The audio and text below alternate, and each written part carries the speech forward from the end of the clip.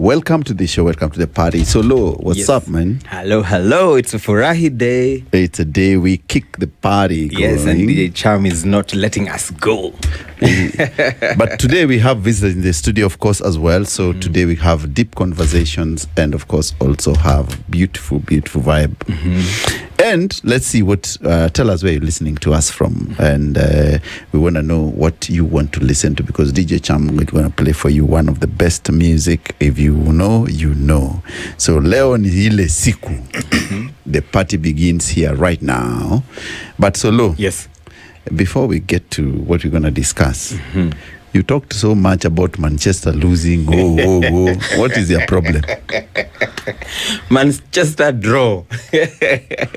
And they are just lucky. Lucky for who? I told you yesterday. Yes. You started counting your chicks before the eggs hatch. Listen. And so sorry for that. What I know is that we had a good game. I told you needed to be cautious how you talked to me yesterday. Manchester, you were lucky. Lucky for who? To get out of that game with 1 point. Look at Very you. lucky. Listeners out there, if you're a United fan, hit us up, of course. This is home of Spice, sugar and spice and everything nice. Arsenal fans are on my case, ladies and gentlemen. But what we know, the great Manchester United will remain the top club in the world. You know that. Now, let's see. Tell us where you're listening to us from. From Nairobi, of course, is 94.4, Mombasa 87.9, Nakuru 96.0, Eldoret 96.7, Nyeri 90.9, Kisumu 102.5, and Malindi 97.7. So tell us where you're listening to us from and tell us what you want to hear. Today is your dedication day, and also we'll give you shout out to anyone and what you want to hear. But before we get to other conversations, Solo here is a man I know very well. Today he must be going somewhere. Yes. You know, it's already that season. I told you December. Yeah. Started, and actually the weekend started yesterday. Thursday is a new Friday. Thursday is a new Friday. Yeah. Manchester's draw. I mean, we almost did a lota. DJ, ladies and gentlemen, let me remind you that Solo and DJ Cham found themselves one day at 11 a.m. Wajarudi nyumbani. Wako aluta. Kileleshwa. It's YOLO. It's YOLO. You live only once. Only once. Yeah, don't live your life sleeping. Okay. Let's invite guests to the show, of course. In the studio today, we have a beautiful lady, a lady who has written one of the magnificent books, ladies and gentlemen, out there. Millicent, Akoth, Aloo. And of course, the gentleman I've known for like half of my life. A gentleman from Nakuru, but he masquerades that he's from Nakuru, but I know he's from Kikuyu as well. He's a masquerader, but he's a good man. Joseph Mujiri, my colleague, my friend, a man of many seasons, a man of many reasons, a man I've known all my life, a great guy. So today in the studio, we want to talk about books and publishing. But anyway, before I take all the shine, let me invite the beautiful lady. The book is A Pillar of Hope. Karibu, Millicent. Thank you so much. Why A Pillar of Hope? A dream of a little hunter girl. Hunter girl is what caught my eye. What's hunter girl? Hunter girl actually is a little girl who hunt and feed the other girls or feed their family. So he hunt. She's going hunting. Wow. But a very deep topic, actually. And a pillar of hope. Yeah. She's a pillar of hope. To the family. To the people. For the people who are in the dark.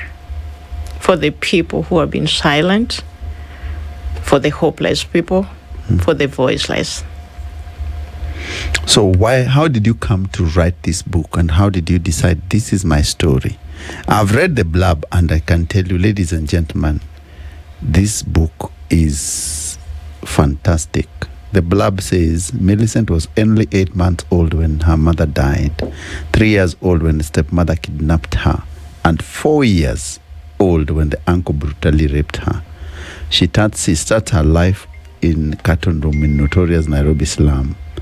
her journey from dodging flying toilet slum to becoming a homeowner in Germany and supporting a whole family. This is epic.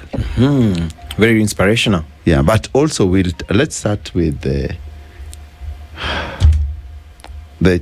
difficult childhood. It's very difficult. I wouldn't wish for anyone that kind of childhood. Yes. And also the reconciliation. Did you ever do that now? Yes. So what happened? So my name is Millicent Akoth, Aloo. I was born in a little village called Nyadi in Siaya district. Yeah. And my mom died when I was 8 months old, raised by a single dad. I had 3 siblings. After my mom died, actually my father was very, very, very poor. If you had the state of poverty, my father did not have anything. We used to go sometime 3 days or 2 days. Food is just if you like it, you will get something to eat. So that's how my life started. And as I grew up, not really growing up, but at the age of 4, I'm not going to tell all my story because of the book. So I'll just shorten it. Yeah. So anyway, at the age of 3, my dad tried to remarry after my mom died. So my stepmom actually, she loved me so much, but she hated my brother so badly. She herself, she could not have children because I did not see her with any kid. So one of the days she tried even to poison my brother, and that is when she kidnapped me. She took me at night. She was actually from Uganda. I don't know exactly which part of Uganda, but she was not a Kenyan woman. So as she took me, she told me at night and walked with me, carrying me the whole day. And by the grace of God, I don't know what happened, but she ended up at night at my auntie's home. Oh my goodness. Accidentally. I don't think if she was supposed to go there. I think God saved me, or if angels were there, maybe angel was guiding her to be rescued. So as she entered my auntie's house, my auntie was these people of Legio Maria. I don't know if you know them. I know. Yes, I do.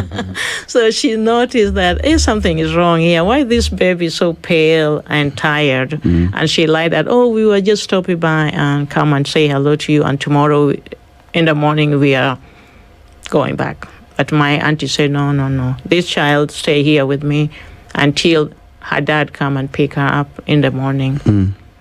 Whereby in the morning, at night, that lady disappeared forever. We never seen her. We woke up and she was gone at night. And on the other side of Nyadi village, my auntie was somewhere called Simenya. So and we are in Nyadi. My dad is in Nyadi. On the other side, my dad has been digging all over, kicking every door, searching her little daughter that has been disappeared with the stepmother. And the only place she decided to report his sorrow and his sadness was to report to her sister. Who happened to rescue me from on the hand of their stepmother. And as he came in the morning, he walked in and I was there. And I think I was young, but I think he collapsed and he just started praying. They all just started praying that, oh, God is so good. My child is here, my baby is here. And that is how I was rescued from the stepmother thing.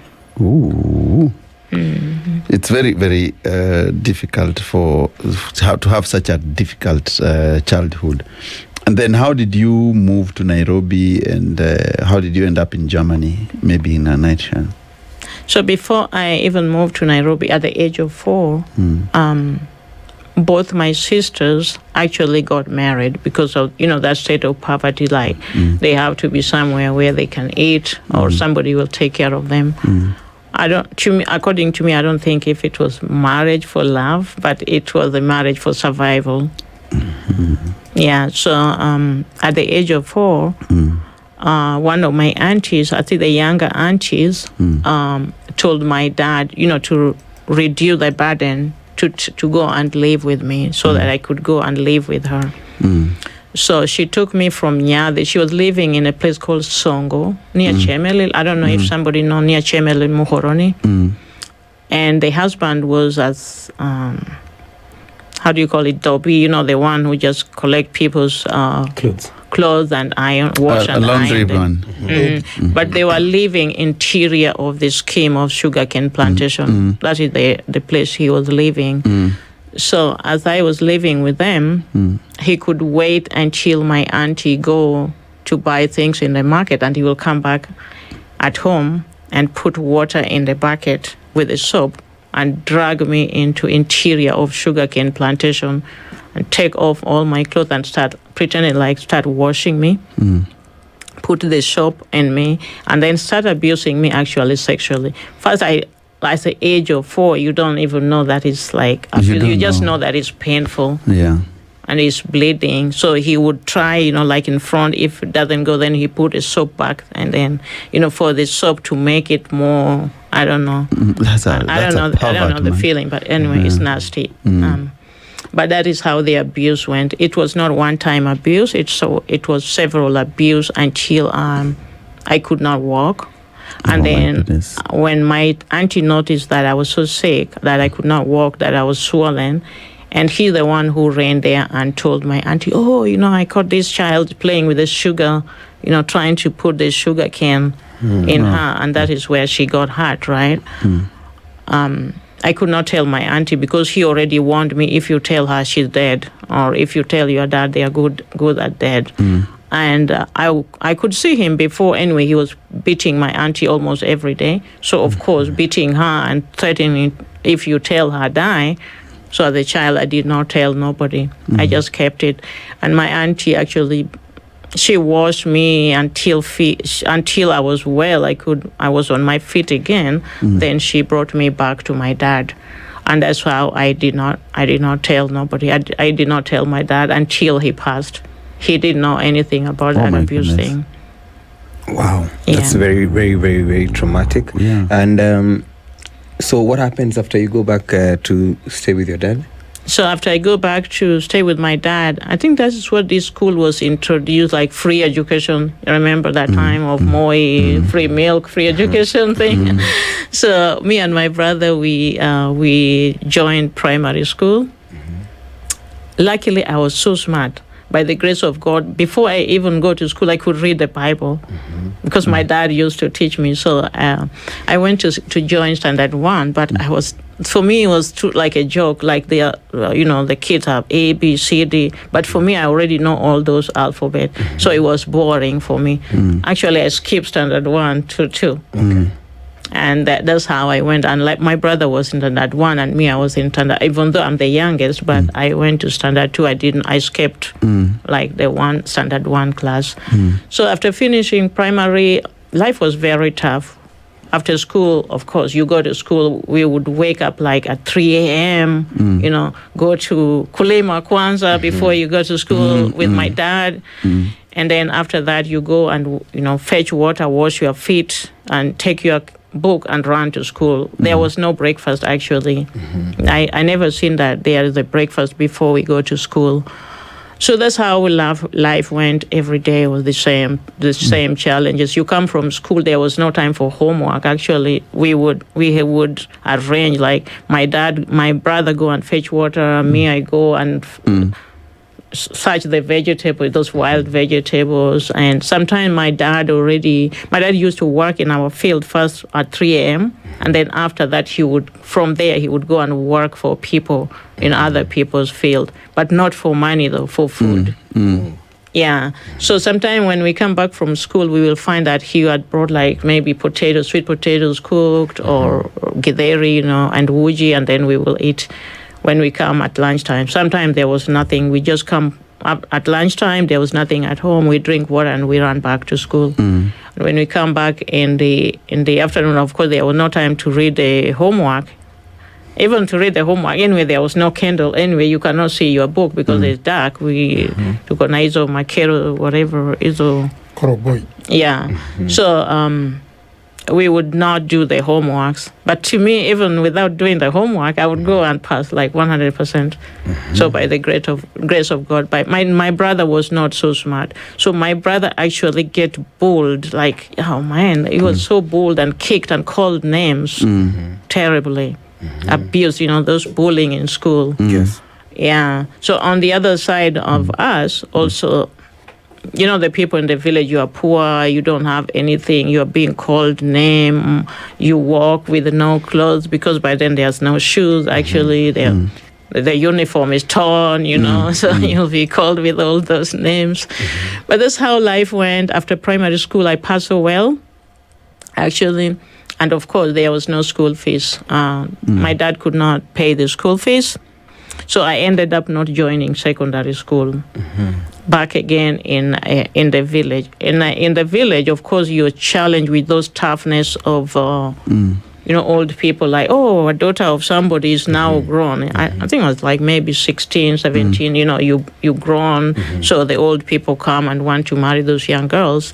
And my dad actually said, nope, my child is not for sale. So nobody, my child will marry whoever she want to marry. You guys, you're not going to marry my child because we are suffering. So that's how I ended up actually not even marrying those old men. And we just struggle in the village. In the village, I got tired. I came to Nairobi for the first time. I could not speak Kiswahili. I could only speak Luo. So I came to work for somebody, I think Ngara. It was somewhere in Ngara. And the wife was not there, so the husband was there with the children.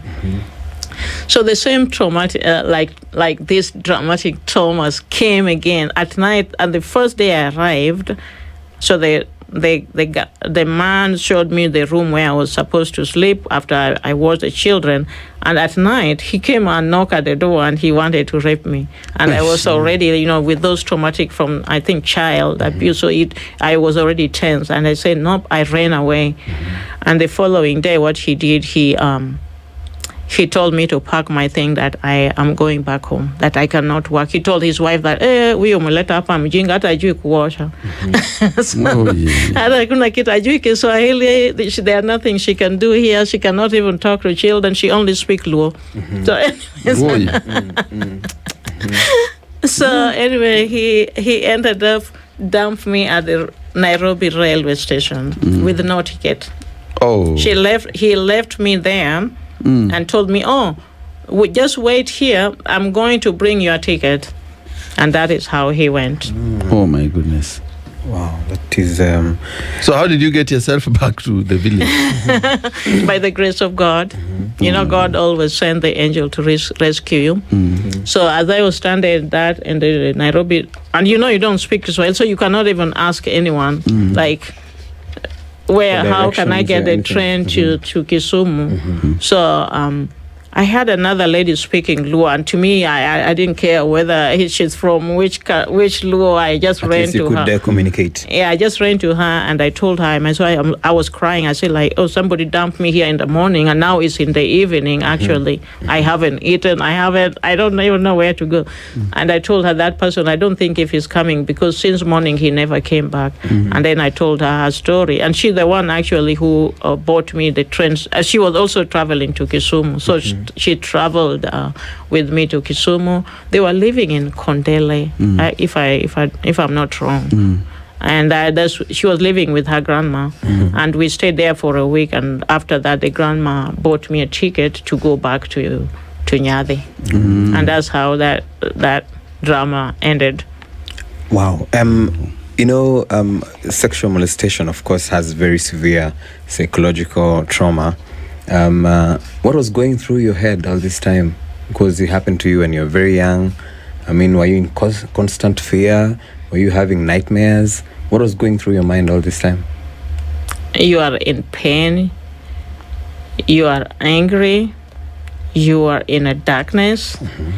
You have been silent, like you cannot tell anyone. So you're suffering inside.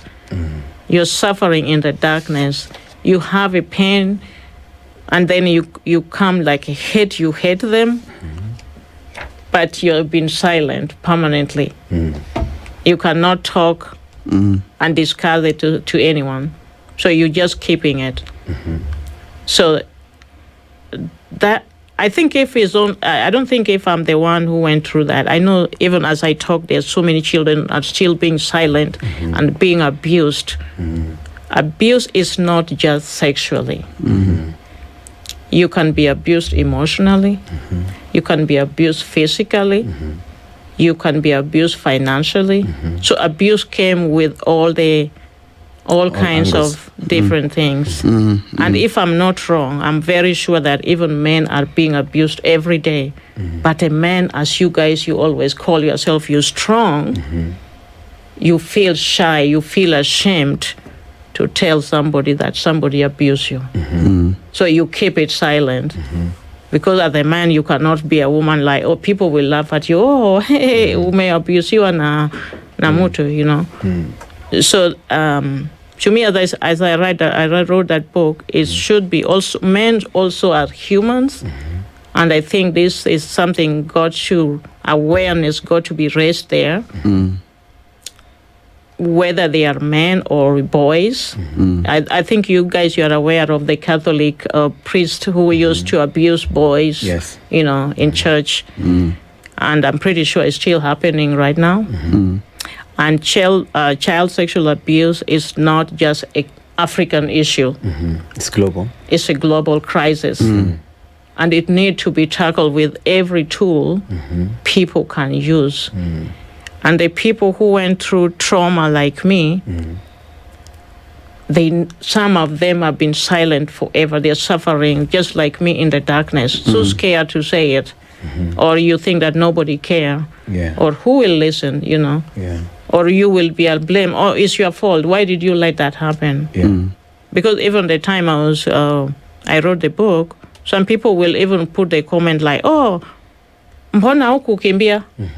You know, something like that. You know, like, kimbia, where are you? Kimbia to where? Too young, you don't know what's happening. Exactly, where are you running to? You know, so I think we need to raise this child sexual abuse awareness. And it's not just child sexual abuse. As I speak now, I know even women are being abused by their own husbands. Because a woman... If a woman like me, you are my husband, and that we come from work or wherever, and I tell you, honey, today I'm tired, let's just sleep. And you go beyond my no, that's already you are abusing me because I did not say yes. And it happened all the time. So it's very sad, and that episode, of course, is... I'll read it more. I know you've really dealt with it deeply in the book, and what we can say is that I hope you got a closure of it and talk to it to many other people so that people can come out and speak about such incidences. But then you said when you moved to Nairobi, how did you now get off to Germany finally, and how did you manage to survive? You've said poverty, you know, poverty pulls people down, and you have managed to get out of Nyadi, and you came back. You tried house help duties, you couldn't. Someone tried to rape you.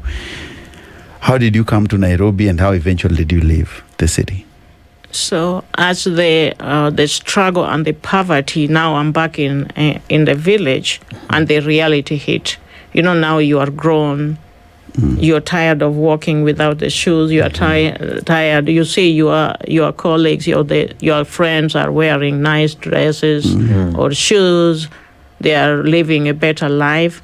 So to me, leaving the village again, coming to Nairobi was like, I cannot die in that village. I have to get out of that village. If I want to change my life and help my family who are suffering so badly, like I could not see my dad suffering like that again. So I just wanted, like, when I reach Nairobi, whichever kibarua I will do, and I want to help, like to support my family.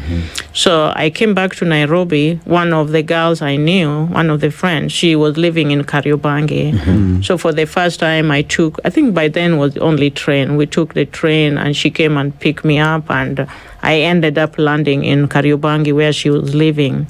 and there were like 7 of us in those small little boxes, you know, like. By then, no, it was not Kariobangi, it was Korokocho actually before. Before we moved to Kariobangi, we lived in Korokocho in those boxes, houses, whereby sometime when it rained, you know, the sewage will sweep you, like will pass through the where you're sleeping. Because we did not have a bed, so you could imagine 7 girls, we were sleeping down. In the floor. So when it rains so much, it will just sweep there because the sewage is just passing Nearby. nearby. Yeah, so that's how we started. In the morning, of course, we wake up, we walk from Kariobangi to industrial area, kutafuta kibarua. You will go there, and of course, you know, Waendela will be like, hakuna kazi leo, the gate will be locked, and that's it. You know, you're still standing outside there hoping that somebody will open the gate again to call your name.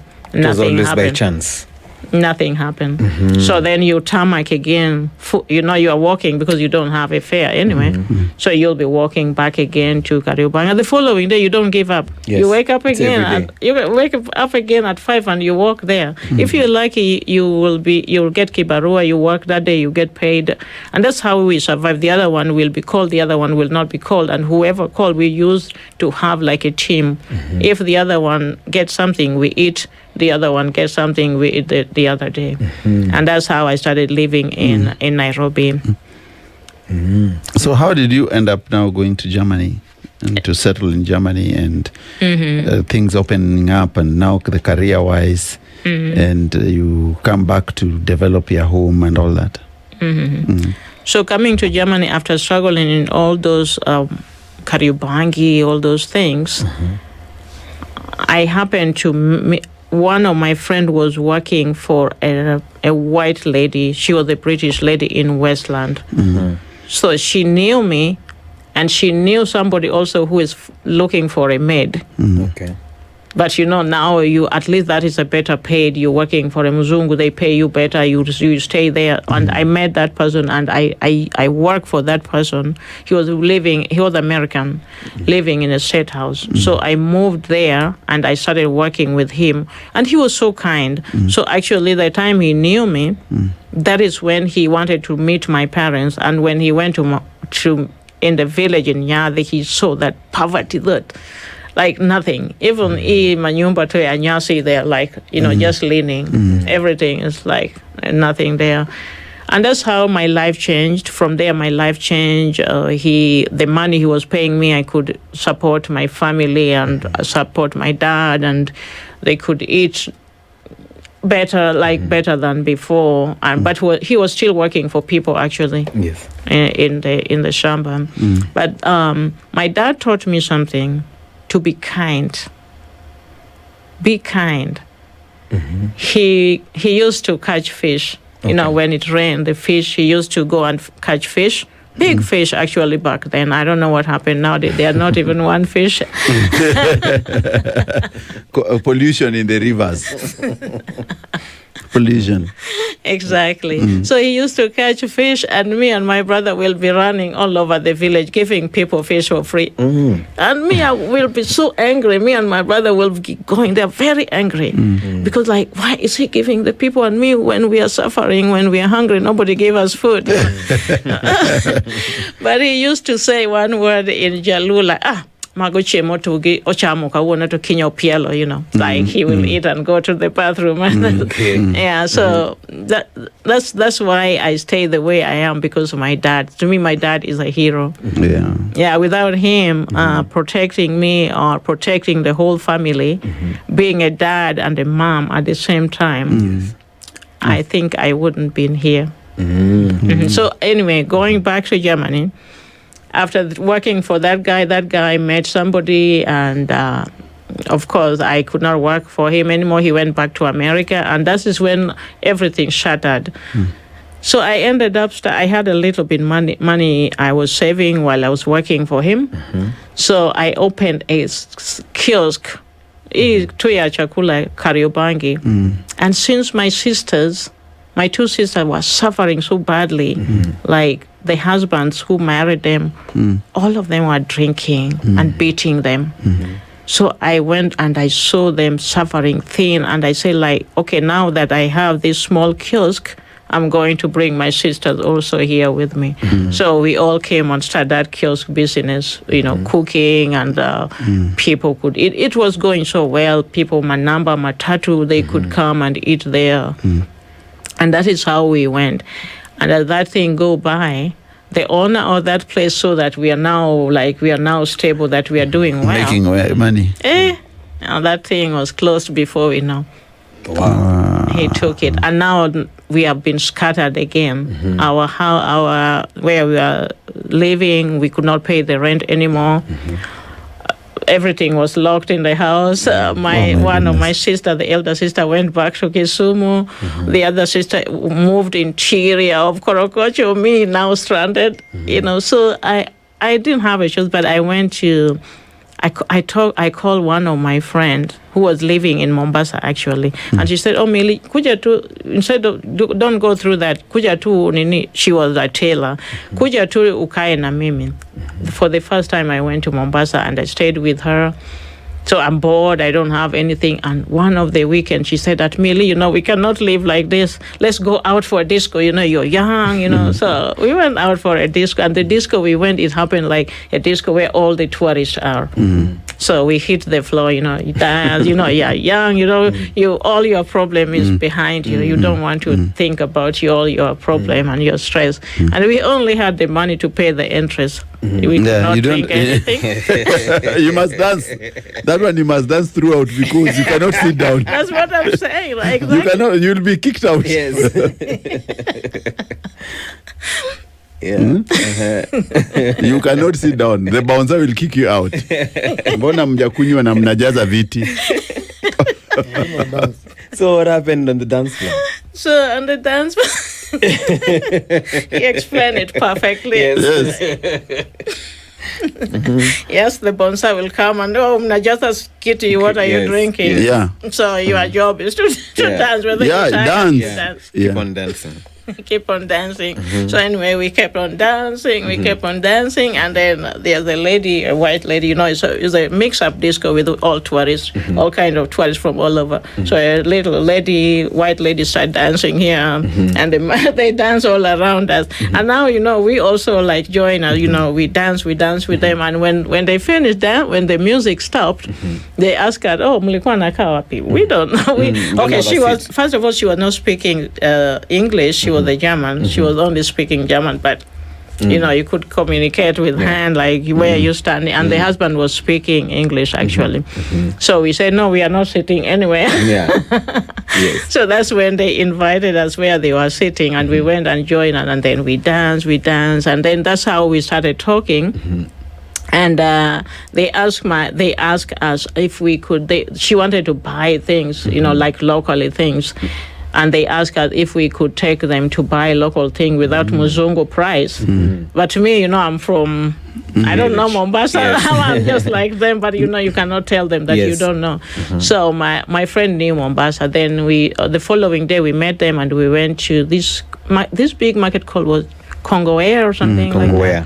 Yeah, so we went there and actually we did a local price. We began and they bought a lot of things. And that is how the Bright Way opened. So the following day, they invited us again to their hotel, and we went to the disco with them. They pay everything. Now we could sit down.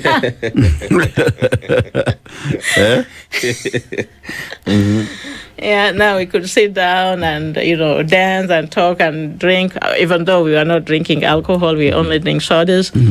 But then it happened that it was like a joke. Like they said that, we can invite you to come and visit us to Germany. And to me, I thought like they're joking, like, okay, me, Germany, what? So anyway, they invited us. And luckily, I already had a passport. And my friend did not. The following day, we were on the way going to buy the ticket.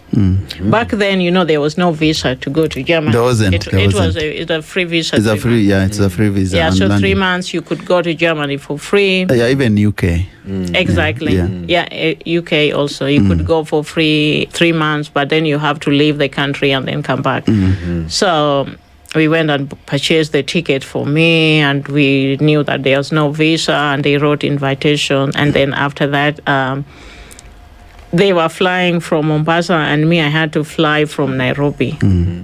And I didn't have to even time to go and, back then, there was no like cell phone. No Nowadays, phones. you take your phone and call daddy. I'm going. So I could not call my dad. Then when I arrived back in Nairobi, I told my sister that, hey, enda wite babangwa. He must pray for me before I leave. Then my dad came from the village. He came and prayed for me and see me off. And that's how I found my way going to Germany. Wow. That's such an inspiring story. It's a story of faith. Yes. A story of determination and resilience. And I think if that is in this book, for sure, is a masterpiece to read. So we'll go for a short break because we're going for news. When you come back, we'll come and talk about the other challenges you underwent and the reason why you decided you have to put it down in this book for people to read, and also what inspiration you're going to leave for others. Keep listening to Spice Drive. And of course, every Friday is a day we take it very light, but we are discussing heavy issues. If you listen, if you know, you know. Quite an interesting story from Millie there. The challenges of childhood, coming to Nairobi, becoming a girl, and the challenges she faced, and going from slums to the city of Mombasa, and eventually getting the breakthrough to Germany. We'll be back with more stories in the middle of after the news, but keep listening. It's a Spice Drive. We get you some more. We go back to our conversation solo, and of course in the studio today, ladies and gentlemen, we said we have a visitor, lady who has written a fantastic book, Pillar of Hope, Millicent Akoth Aloo, and my good friend Joseph Gonjiri Kefake. So we are discussing the issues, and Millicent was telling us this book is about resilience, is about determination, is about how you can uplift yourself. And it tells a very painful story, but also gives you lots of hope. That's why it's called A Pillar of Hope. So Millicent was telling us her journey to Germany, and now what we wanted to know, Millicent, you now started, now these are visitors, you are a visitor. How did you now become someone who stays there, and you've uplifted your family eventually? Okay, so when I arrived in Germany, actually, it was in winter. It was in January. And coming from Africa, what is winter to me? I never know where they told me it's cold, right? So the wheel, I went and buy a small jacket because it's cold in Nairobi. So my flight was from Jomo Kenyatta here in Nairobi to Brussels, and then Brussels via a place called Düsseldorf in Germany. So as we, like when you leave the continent of Africa, now you're approaching Europe, you can see, like it start getting Cold. You see the temperature change in the flight. You see how it's getting minus 55, but you think it's up there. So when we landed in Belgium, first of all, I never flew before, so it was your first experience. I always saw the flight like flying overhead somewhere, but I didn't know how inside looked like, what to do there. So first you get there, and this the time the flight is going, like now it's going, first of all, runway, like you're going up. You see that force of gravity, like trying to pull it. Ooh. This one was holding the seat so tight and closing my until it settled. So when it settled, somehow I think it was near Sahara Desert was a storm, like a windstorm there. So the flight was shaking. That one I already okay. This is it. When you felt the turbulence. You said your prayers. Yes, you say hallelujah, Jesus, help me. So anyway, we landed in Brussels. We went through it's not cold because you walk through the tunnel, so I didn't know how cold it was outside there. And then changed the flight from Brussels to Düsseldorf. I landed in Düsseldorf. And the chill temperature, like the outside temperature, was minus 25 degree. For the first time That is ever. Celsius. That's more than a freezing point. Yeah, like the yes. snow, ice, and it was like three temperatures at the same time. It's snowing, it's windy, it is everything you can call it, and it's dark because in Germany they change the time. Like winter, you have a long darkness time. Like the sun set at 4, it's already dark, and then the sun rise at 9:30 or at 10. Longer nights. So so you have a longer darkness time. So I landed in winter, and it was already dark, and it's cold, and it's chill, and it's slippery. And the first great thing I got at the airport was I had a small little bag because I didn't have much to I didn't know what to expect, so I didn't carry a lot of things, but I have bought for those friends like a gift. This animal, like this. Yeah, so I bought, and then the custom police actually saw how shaky I was because, you're unfamiliar with all the things. You're looking around, you're scared, and they called me. The first thing was like in Germany, was haben Sie dort in Ihrer Gepäck? Which means like, what do you have in your carrying? What do you have in your luggage? And me, I don't understand. They're like. Then the other one spoke like a very broken English, like heavy dialect, and like, what do you carry in your pocket, in your luggage? And, msichana ameanza count elephant, giraffe, because that's what I have. So I told them, I have elephant, I have lion, I have giraffe, and they were like, whoa. Yeah. So they started laughing at me. I didn't know why they're laughing. Then I said, they're just like for gift for my friends. Then they let me go, and they escorted me actually until I went outside. And the people who was going to host me, the husband came, but the wife did not come. The wife was working.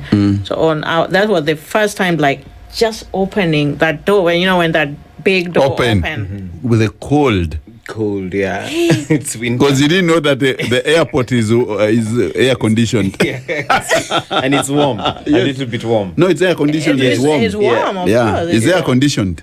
Yeah, everywhere it's warm inside the airport, so you don't feel it. But when that big door open, that's it. That's when you feel it.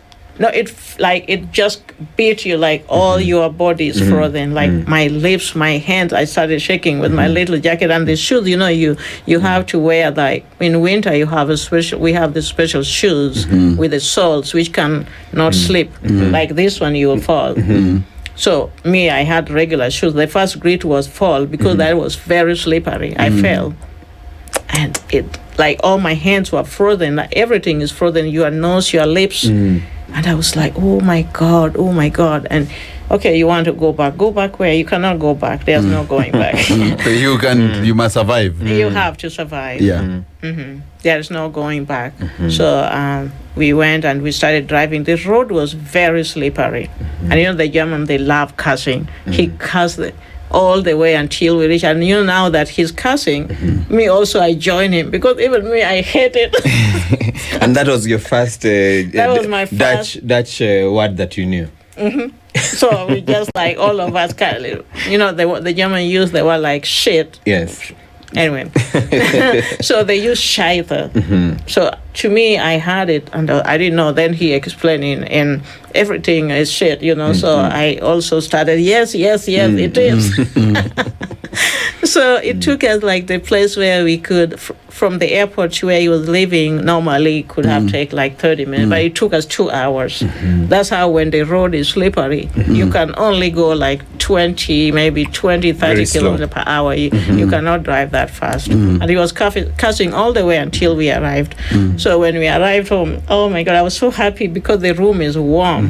Okay, the car is warm, of course, because all the cars in winter, they have air conditioner. You are not freezing in your car. Yes. So when we arrived home, I found that his wife already prepared my room nice and warm clothes, and I took a warm shower, and I have those blankets. I was so happy, and I did not leave. I didn't want to go outside because now it's warm inside there. And actually, that's how it started. And so the time these people were here as tourists, actually what happened, the wife cheated on the husband with another tourist, Oh my which goodness. was also from Germany. And me, when they speak, I don't understand German, so I don't know, but I could see that they were quarreling all the time, like they're arguing all the time. So, and that's when the husband told me that, oh, I have to move out of this apartment. I was like, oh, moving out? Why are you moving out of your apartment with where is your wife? What is your wife doing? And before I know, that boyfriend actually came to visit. So to me, it was like, oh, if it's an African man, somebody's going to die today. Like, your boyfriend in your house with your wife. So to me, I was like, if it was Africa, somebody would have, like, beaten or something could have happened. But nothing happened. And then after that, he had to move out from that house. And I did not have choice, but, okay, his mom was old and she loved me. She wanted to adopt me, but I'm too old to be adopted because adoption, normally you adopt when there's an age limit. Yeah. I think 18 or 17. How old are you at this time? I was 26, so already too old to be adopted. The big girl.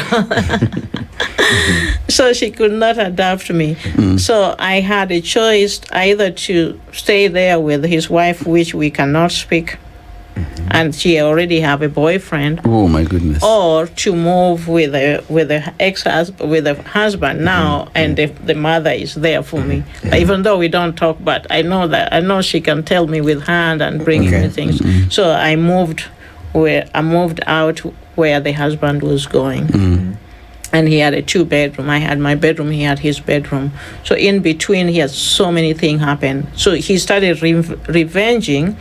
To me, it was a revenge because it was not like love, like he did not love me. But now I think since the other wife has already cheated with a boyfriend, so he started like he want me. But I did not have any feeling for him. But since I don't have choice, and also I don't want to go back home, so I had to accept it. So that's how it started. And before we know, we started like, he started arguing. He was like, he liked video game. He liked playing, and he bring his friend and playing. And the other day they came and they started playing and drink. And they beat the hell out of me. Oh, why? Why? Why was this happening? So what happened? He started calling whoever come from Africa. He called butterfly. So all these are butterfly. He was just angry because of what he was going through. Now I understand. Back then I didn't understand, but I could see his frustration that the wife had cheated, and now he's kicked him out, and he had to start a new life. So I think that's the situation what he was through. But instead of that, of course, who is the punching box? Yeah. So that is how it happened. They beat me, they kicked me, and then when the mother came in the morning, he told me to tell the mom that I fell on the stairs. So I explained the mom, down with hand, like I fell because my lips was swollen and because I beat my lips and it was swollen and bleeded. And since I did not have any, because in Germany you must have a healthcare insurance. Yes. In order for you to go to the doctor. But since I'm just a visitor, I don't have a healthcare insurance. I was just a visitor for 3 months. So that's how 3 months went, and before I know, the 3 months is over. And you had to come back to Kenya? Yes. So what happened, the mother, actually, since she loved me, she bought me a ticket to come to Kenya, and I came to Kenya for 2 weeks, straight from there to Mombasa. I think it was like LTU or condo, this tourist. And they booked even a hotel. It was all inclusive. And I went and stayed in Mombasa for 2 weeks. I could not see my family because my family all the way back to Siaya is far. Village. And back then, they are so not like now. You pick a phone and call dad. So I had to call near the primary school, the head teacher, the closest place, to send a child there, the one to go and call my dad, and my dad go there in school so that I could talk to him. So when I told him this time I'm going to call, he should just be there in the office. So when I call him, according to him, he thought that I was in Germany. Oh, nyaimbo, oh, pinyu mabona, like, how are you doing there? So anyway, then I told him, Dad, I'm not in Germany, I'm in Kenya, but I'm going back. So we talk, and I sent him the pocket money they gave me. I sent all to my family. And then I went back to Germany. And when I went back to Germany, that's when the things now got worse. Like between me and him, it was so bad. And like they started, we don't talk, he's arguing, he's yelling, he's cursing. So one day he decided like, oh, let's go to the disco. Because he loved dancing. So we went to the disco again over there. The first time I went out. Now, the temperature had changed because now we are talking about the 3 months from January to the 3 months that was in May. So now we're in June, it's summer, everything is beautiful, it's nice, it's warm, So we went out, and the first disco we went was like a mixed disco. So mixed this with everyone. And that's the first time I saw 2 black people. I was like, oh, angels are here. I ran with all Yes. I ran and went and hugged them. I don't care which country they're from. I just know that somebody who looked like me. So so one of the lady was from Liberia, and it happened that the one is from Kenya. So when I talked to her, I asked her, which Kenya, Kenya is big, so it could be anywhere. And then she told me Kisumu. I said, Kisumu where? No, not Kisumu, Siaya. I'm like, oh my God. Finally found someone. I was so overwhelmed, and I cried, but she knew because since she had been living there, so she noticed what is happening, because the man did not even want me to talk to them. And she realized that, wow, is that your husband? That's the question she asked me. Then I said, no, we are not married. I'm just visiting them. Then he said, you need to get out of there. I said, but how? I didn't know where to go. So anyway, the things got worse, and finally I moved out. I went and lived with that girl. She was living in a place called Cologne. But where I was living is in Düsseldorf, so there's like 2 hours driving. Yeah. So I went and lived with her. She was married. She had children. And that is one thing, my 3 months also is ticking, because once you go back again, you have 3 months. So these 3 months are ticking again. So it was like survive or you leave. And this small one from Nyadi is looking for love. So she's still waiting for a prince to come in a white horse. Sweep you away of your feet. So what did they tell you about love? Hapa Germany hakuna mapenzi. Hapa Ujerumani hakuna mapenzi. You just marry who want to marry you. Yes, hakuna. Yes. And me still, looking for love somewhere. There's no love. Love unakuja there. Hapa ni Africa unatafuta love.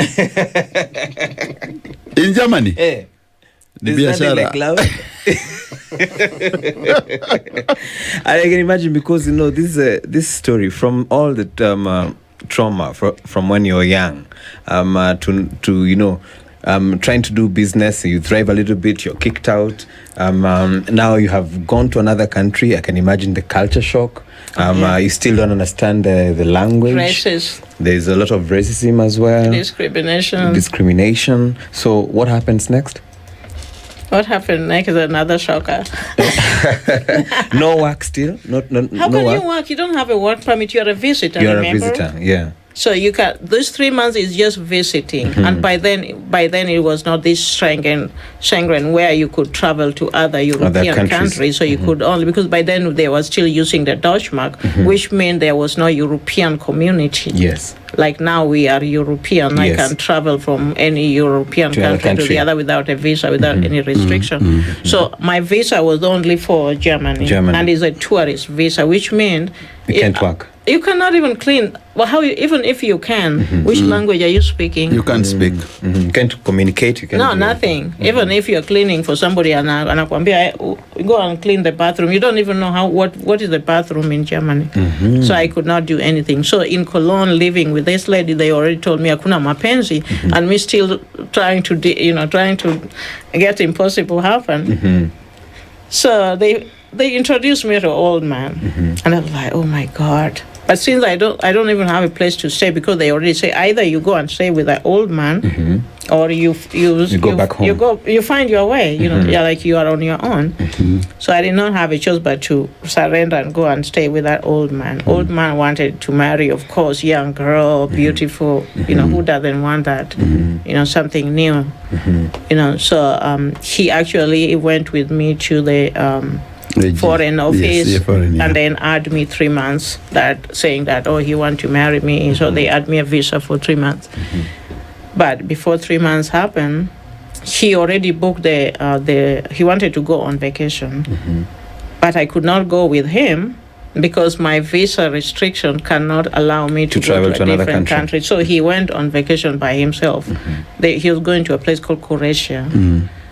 And I stayed there. So the time I stayed there, that's when now paka ikienda panya inatawala everywhere. So we as girl now, me and that girl and other girl, we went out, go for a disco, and it's summer, it's nice, and they give me dress, I wear dress, dress well, and there was the party we were invited to go. So we went to that party. Hey, I was like a star there, because by then was not so black people like now. Okay. So we were like the stars of the VIPs, like all the eyes are just on us. So it's like a lion want to eat you up. So anyway, as we are walking, another guy, German guy, was sitting next there, and as I walk and we came and sit, and he came right away to me, and I look at him, I'm like, yeah, you found this is the love of it. This is the love I've been looking for, tall, handsome, like clean. That thing when you don't get always. You only theory. Clean, neat, educated, speak perfect English. Okay. What else is missing? Everything is there. What do you want? Right? Yeah. So anyway, he was supposed to leave the following day. He was traveling, so he asked me for my telephone number. Which number was I cannot give him the old man's number because I don't have a cell phone. Yes. But the only phone we have is the home number, and the home number is where the old man. Yeah, is. and he might answer. Yeah, of course. It's his house. Yes. So anyway, I said I don't have phone number. So what he did, he gave me his business card. He just graduated, was very well from a well family. So he gave me his business card, and he said, call me. So I could not call him because I know my situation. Yes. With the old man. Yes. What am I doing, So as the old man was still away, I met one of the German girls. So she wanted to go to the Netherlands just for it. Now I have a visa, this visa now I can travel because it's for marriage. So I'm allowed to travel to the Netherlands. Okay. So we went to the Netherlands, where it was like a camping we did there, and then that's when I felt like, wow, I'm missing that guy, what can I do? So I sent him like a postcard, and I said that greeting from the Netherlands, and he received it. So when I came back, the old man is still not there. I pick up the phone and call him. And that's how everything went. While he was like, oh my God, I thought I would never hear your voice. And he came and picked me up, and we just started doing our thing. And when the old man came, it was like, no, nothing. The marriage went under. The marriage hapo ndio mtu alicheza. Kugongewa ni constant.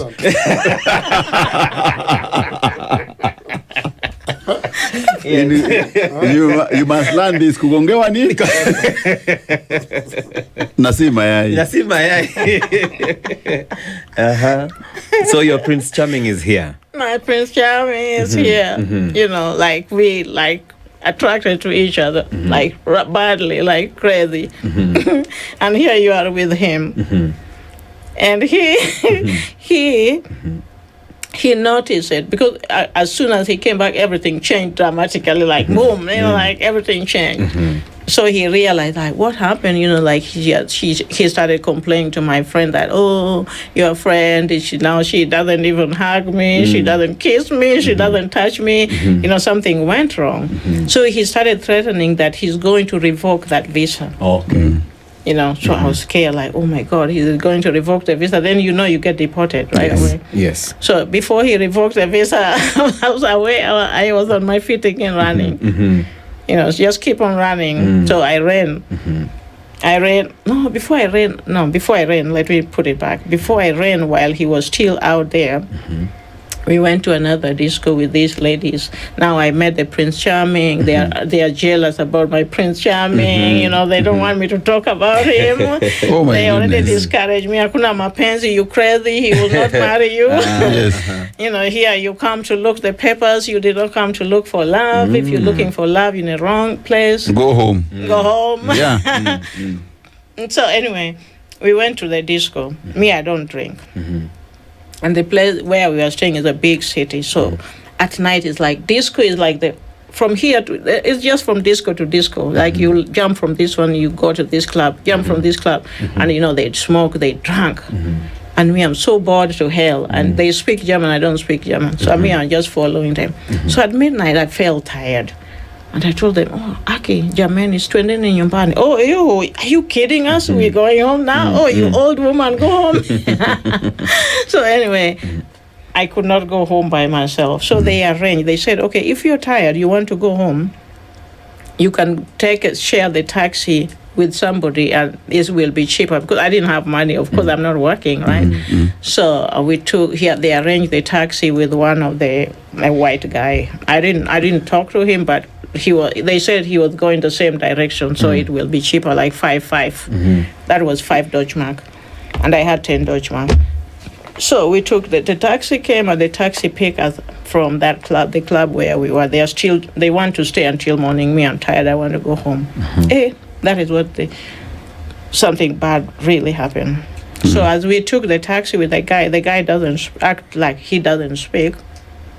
And the taxi took off, and the taxi drove, but I could sense, like, normally from the place where we were to where we live, it's like 10 minutes drive. So you're definitely. But now it's like 20, 25 minutes already. We're still driving. So I was like, wow, how is it taking so long? And there's not even a traffic because it's at night. So when the taxi arrived somewhere, it was like now the end of the estate, the end of the building. The other one is like forest and park. You know, German parks are so beautiful. You know, clean with the benches where you can sit, and it was like just perfect day, full moon, everything bright. You know, those smell of the flowers, breeze. So the guy said, now he speaks English from nowhere. Like, oh, let's go and have a little walk in the park, and then I live near here, I'll drive you back home. But I feel that chill, you know, you feel that thing inside you, like, whoa, you could sense something is not you sense like, wow, something is wrong here, right? So what can I do? I cannot run back. I don't even know where we are anyway. It's at night. So we just have a walk, and we walk at the park. At the end of the park, it's a forest.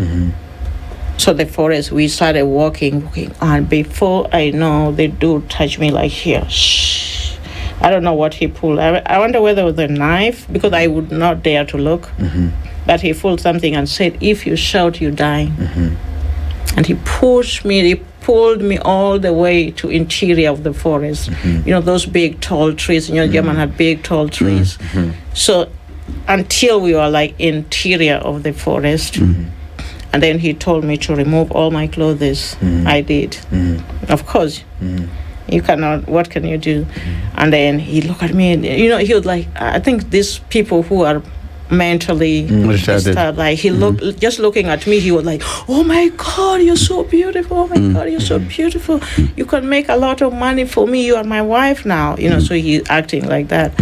So he said, oh, no, I don't want to sleep with you here. Why should I? You are my wife. You will be my wife, and you'll be making money at the same time, right? So, wow. I don't want to sleep. You just massage me. So he took off his shirt. He was very tall. He took his shirt off. And you know me, I already take all my clothes. I only have underwear. So I put my clothes near me, and I started like massaging him from the back, right? And that is when I knew that I'm dead. You know, like I will never get that. To me, it was Psalm 23. Even though I walked through the valley of the shadow of death, this is what I started singing. I started singing that chapter in my head again and again. The Lord is my shepherd. I shall not fear. Even though I walk through the valley of shadow of death, I shall fear no evil. Because to me, that was that was the valley of death, because there's no escape there. Only either you die there or you go with him. So as I kept on like massaging him, I knew I would die, and then I was praying like, oh God, please don't let me die in the forest. Just let me die on the road where they will see my body. Because if I die in the forest, they never find you. Nobody will never find me there. And by then you could not even call, like my dad, they did not even know whether I'm still alive or dead. I could not call them. I could only write a letter. The time I was still with the other guy, but I could not tell them what is going on. I was protecting them. Whatever I'm going through, I try to block it. I just tell them everything is perfect, everything is fine, just to protect them. Because other than that, they will be worried, because I'm the only one they are hoping to, to be somewhere. So that dude, massage me. So as time goes, I heard something like walk near where we were in the forest, and I was like, okay, it's not a valley of the shadow of death, it's the life. I heard something moving, so everything is not dead. So something is still alive near me. So that's when my sense woke up. So I was like, okay, so something is moving. When I look, I saw a rabbit, a white rabbit, just as white as snow. And I look at so I paying attention for the rabbit, looking at the rabbit, and he yelled at me, because now he know that I'm not massaging him. I'm doing something else. And I just kept on like praying, and the rabbit went. And the second time the rabbit came again. And I was like, okay, the rabbit, there must be something the rabbit is trying to say. But what I realized the time I was in this forest with this guy, whether you will come out alive or dead, we used to go hunt with my dad. That's why you ask about hunter girls, right? So a hunter girl came when my dad used to take us, me and my brother, to catch the ant, those one at night in Aitwanga Nini. White ants. Yeah, exactly, white ants. We used to go and hunt those one at night in the forest. They come at night. So my dad used to leave me and my brother in one in the forest, and he will go somewhere else to get another one. And while he was away, we could carry this grass, and it will burn until it's dead. It's gone. Now we are in the darkness, there, and we could hear the big snakes, because they also come to eat those white ants. But then once you are in the forest for a long time in the darkness, your sense, I think, the nature make your eyes see. You see everything. You're more alert, and you see things. Your senses. We could see the other wild animal. We could see them. We could hear the snake, eating on the other side, the leopard on the other side, because it was a big forest. So exactly that thing is like the childhood was preparing me to this particular day. Because I felt like that my eyes, my sense, I started like seeing everything. I could see through the forest where the guy was with me. I could see everything very clear. And I could hear every small movement. And then you get the strength, and you get that I think nature make you think very fast. So when the rabbit came on this at the third time, and I've been praying all this time. I'm praying actually. Yes. And I just saying that I don't want to die here. I don't want to die here. I could see that my dad is running and coming to rescue me. But I said, Dad, I have to get out of here, because I knew I'm dead. So anyway, the rabbit came on the third time, and I was collecting all my clothes and put here. Luckily, I didn't have no money or my passport with me, because he already threw them away. So I grabbed one. With one hand, I'm massaging, in one hand, I'm grabbing my stuff. I don't know where I got the strength, but I kicked him. I kicked him with all my strength, and he fell. And that's how I took off, running through those trees. And I could see the rays of moon, through the tall trees. So I was following the rays of tree and then running towards where the rabbit went. I ran, and I would not dare to look back. because to me I knew he was chasing me. So I would not dare to look. Either you stumble and fall and he catch you, or he gets you. So I kept on just running. I ran until I reached on the same park where we started. And I did not follow the way. I just jumped. There was like Ukuta there. I jumped and fell on the other side. Boom, with all the dust and all. Stood and kept on running again until I reached like now the beginning of estate. So the estate actually, you know, in Germany, they're either ghetto. Ghetto is not like here, like Umoja, or like the ghetto here. These are the ghetto in Germany are like those high-rise buildings. Those are what we call ghetto. So where we were, where there were those high-rise buildings, and who am I there to knock at the door at night, naked? You know, because I'm still naked. Remember? Yes. It's the middle I of the did night not now. get time to dress. I'm running, right? So who am I to try to ring the bell? So I just say I'm not trying even to knock at anybody's door or ring any bell. What are they going to do? So I ran in towards the street. I had a vehicle like moving, like the sound of a car moving, and I say, okay, now I know where I'm going to die. I'm going to die on the street.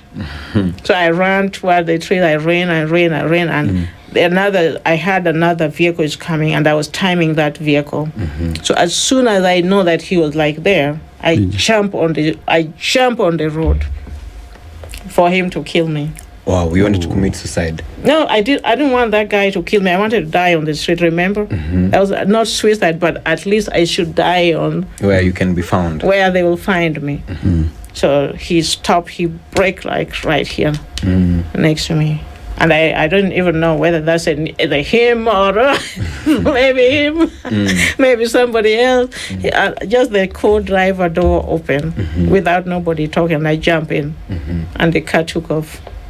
Wow. Such an incredible story. But I see we are getting to the top of the hour. Yes. So we'll take it from there. Yes. Yeah. Let's go for news. When you come back, an inspiring story, but also very hard and harsh and challenges. And people are talking about that story. And quickly, maybe when we come back, I'll read some of the comments. Let's go for news. Of course, the sound of Shaquille O'Neal and Notorious B.I.G. And ladies and gentlemen, now you're driving home. It's 18 minutes past 5 o'clock. We are in the studio with Millicent. We are talking about her publication, the book, A Pillar of Hope. If you've been away, make sure you catch up with this story. Very deep, very inspiring. And it will tell you that life is a journey. It's a spice drive. And of course, now we go back to our conversation. And we're in the studio with Millicent, Akoth, Aloo, an author of a very new, wonderful book, A Pillar of Hope. And she's telling us our tribulations, resilience, determination, and what made her be the woman she is today. And if you've not listened to the first part of this interview, make sure that you check on our social media pages. You'll see and you'll understand why life is a journey, and you should never lose hope in life, because this is what it is meant to be. Life gives you the unexpected and makes it expected in the end. So, Millicent, you the white rabbit. Solo was on the white rabbit. And I will just speak from Solo's mind. Solo's talking about the white rabbit. And you, the way you ran to the car and entered the passenger side. So now, what happened? So I jump in the car. Well, he stopped. He braked so bad, like, those quick brake. Like, he almost hit me. Because it's at night, black and naked. Yeah. On the road. Yeah.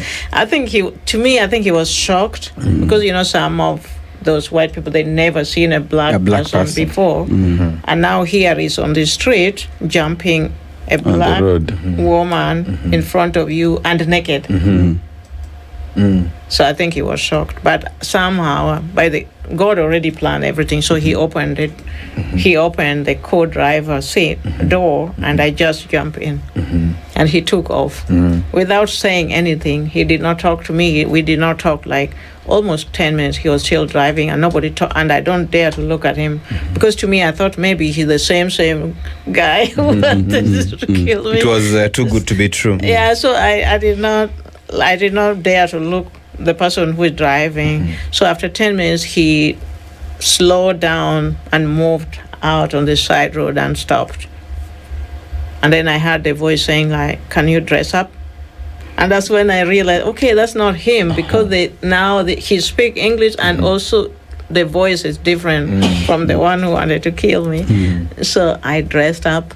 I still don't look, because to me he's dead. Then he just asked me, "What happened?"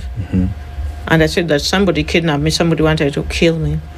And he said, "Yeah, I knew. That's why I was taking off I drove fast, because whoever wanted to kill you, if they could see my car, they could, because in Germany, if I know your number plate, I'll get you. I know who you are. Yeah, I'll get you. So he was taking off that whatever happened, they should not see that he's rescuing me. And what is your name? I misspoke. I said, like, I was. Instead of saying, like, I'm Millicent, I said that I was Millicent. Like, I'm using the past tense, like dead, like I used to be. Yes. I was Millicent. Then I say, "Oh, yeah, Millicent. Where do you live?" You know what? All those things, like, your brain is empty. I cannot even remember nothing where I lived. I couldn't remember where I was living in Cologne. So, "Where do you live?" I said, "I don't know." "Where do you know?" "I don't know." So he drove, and I said, "In Cologne." He said, "Cologne is big. This is a big city. Where? Which part?" "I don't know." Then he said, "Okay, let's stop." We stopped now in a different city near Cologne, and he said, "You know what? Just walk. Let's just walk, and maybe you walk around and you see if you can see something or you can remember." Then he asked me, "When you guys, wherever you live, when you go to the city, do you guys take a train? Cologne, we have those underground trains and those normal street trains." So he said, "Did you take the underground train or you take the street train?" I said, "We normally take both. Like, sometime underground, sometime we take the street trains." "And which number?" Because all the train had numbers, right? So I said, "I remember the number." And he said, "Oh, from where?" And that's when I remember, this is where. Then he drove up to where we normally take the train. And from there, he said, "Okay, now we are here. Get out and maybe we walk, then you can know the direction where you live." That is how I went back to. He walked with me up to where I was living, and I opened that door, and I got in that nightmare that, like, you are not even there, and it's like maybe 3 a.m. is at night. You cannot talk to anybody, you cannot call anybody. So I could not sleep. I tried to sleep. I was tired, tried to sleep, but I could not sleep. All the things just keep on playing in my mind that, oh my God, I escaped death. So in the morning, I called my friends, the one who connected me with the guy to take me to share the taxi with. And they did not take it serious. They were like, "Oh, that's what happened." It's like lightly, like, So, and that's how I knew that actually it was not about that. It was like they were jealous because of me now having my Prince Charming here, handsome, and they did not. So from that day on, I started, like, keeping all my things between me and my prince at the background, not telling anyone. And the old man is back, so with the old man, it's not going anywhere. So I had to move out from his place. I escaped, and I went with Prince Charm. To where?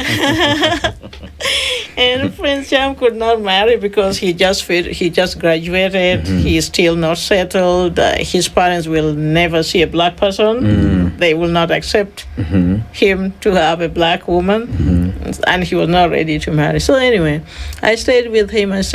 Then he told me that, "You know what? There's nothing. You cannot stay here. Now my 3 months is running. The one which the old man had added, is running out."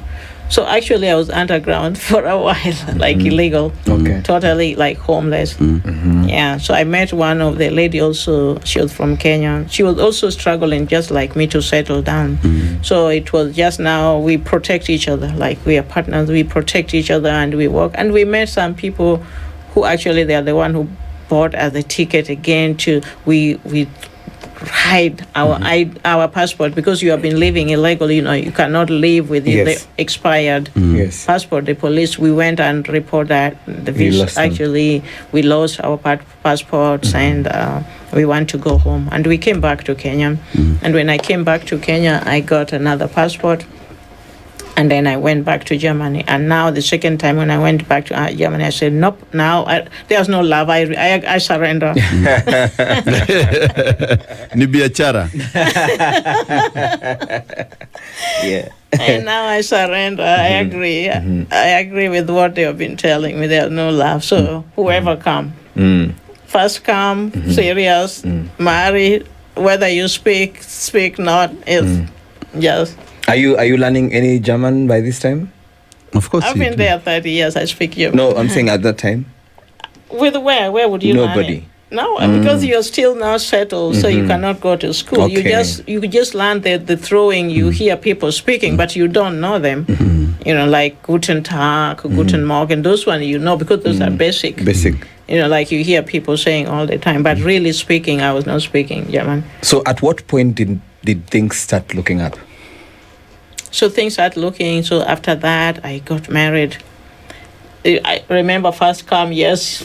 Okay, first come, just first married. Like, yes. First come, serious, Yes. no other way. Like, it doesn't matter. So I actually got married. So You never went back to your old man? I never seen him. No, Yeah. was not going back there. Because he already he was looking for me to report me to be deported. So I moved out away from that area, totally away from that place. So the person I met when I come back, after I returned back from Kenya, we arranged, and then I got married to him. And then the nightmare again, he was alcoholic. Oh my God! Wow. That's so bad. Because you didn't have time. To settle and know somebody.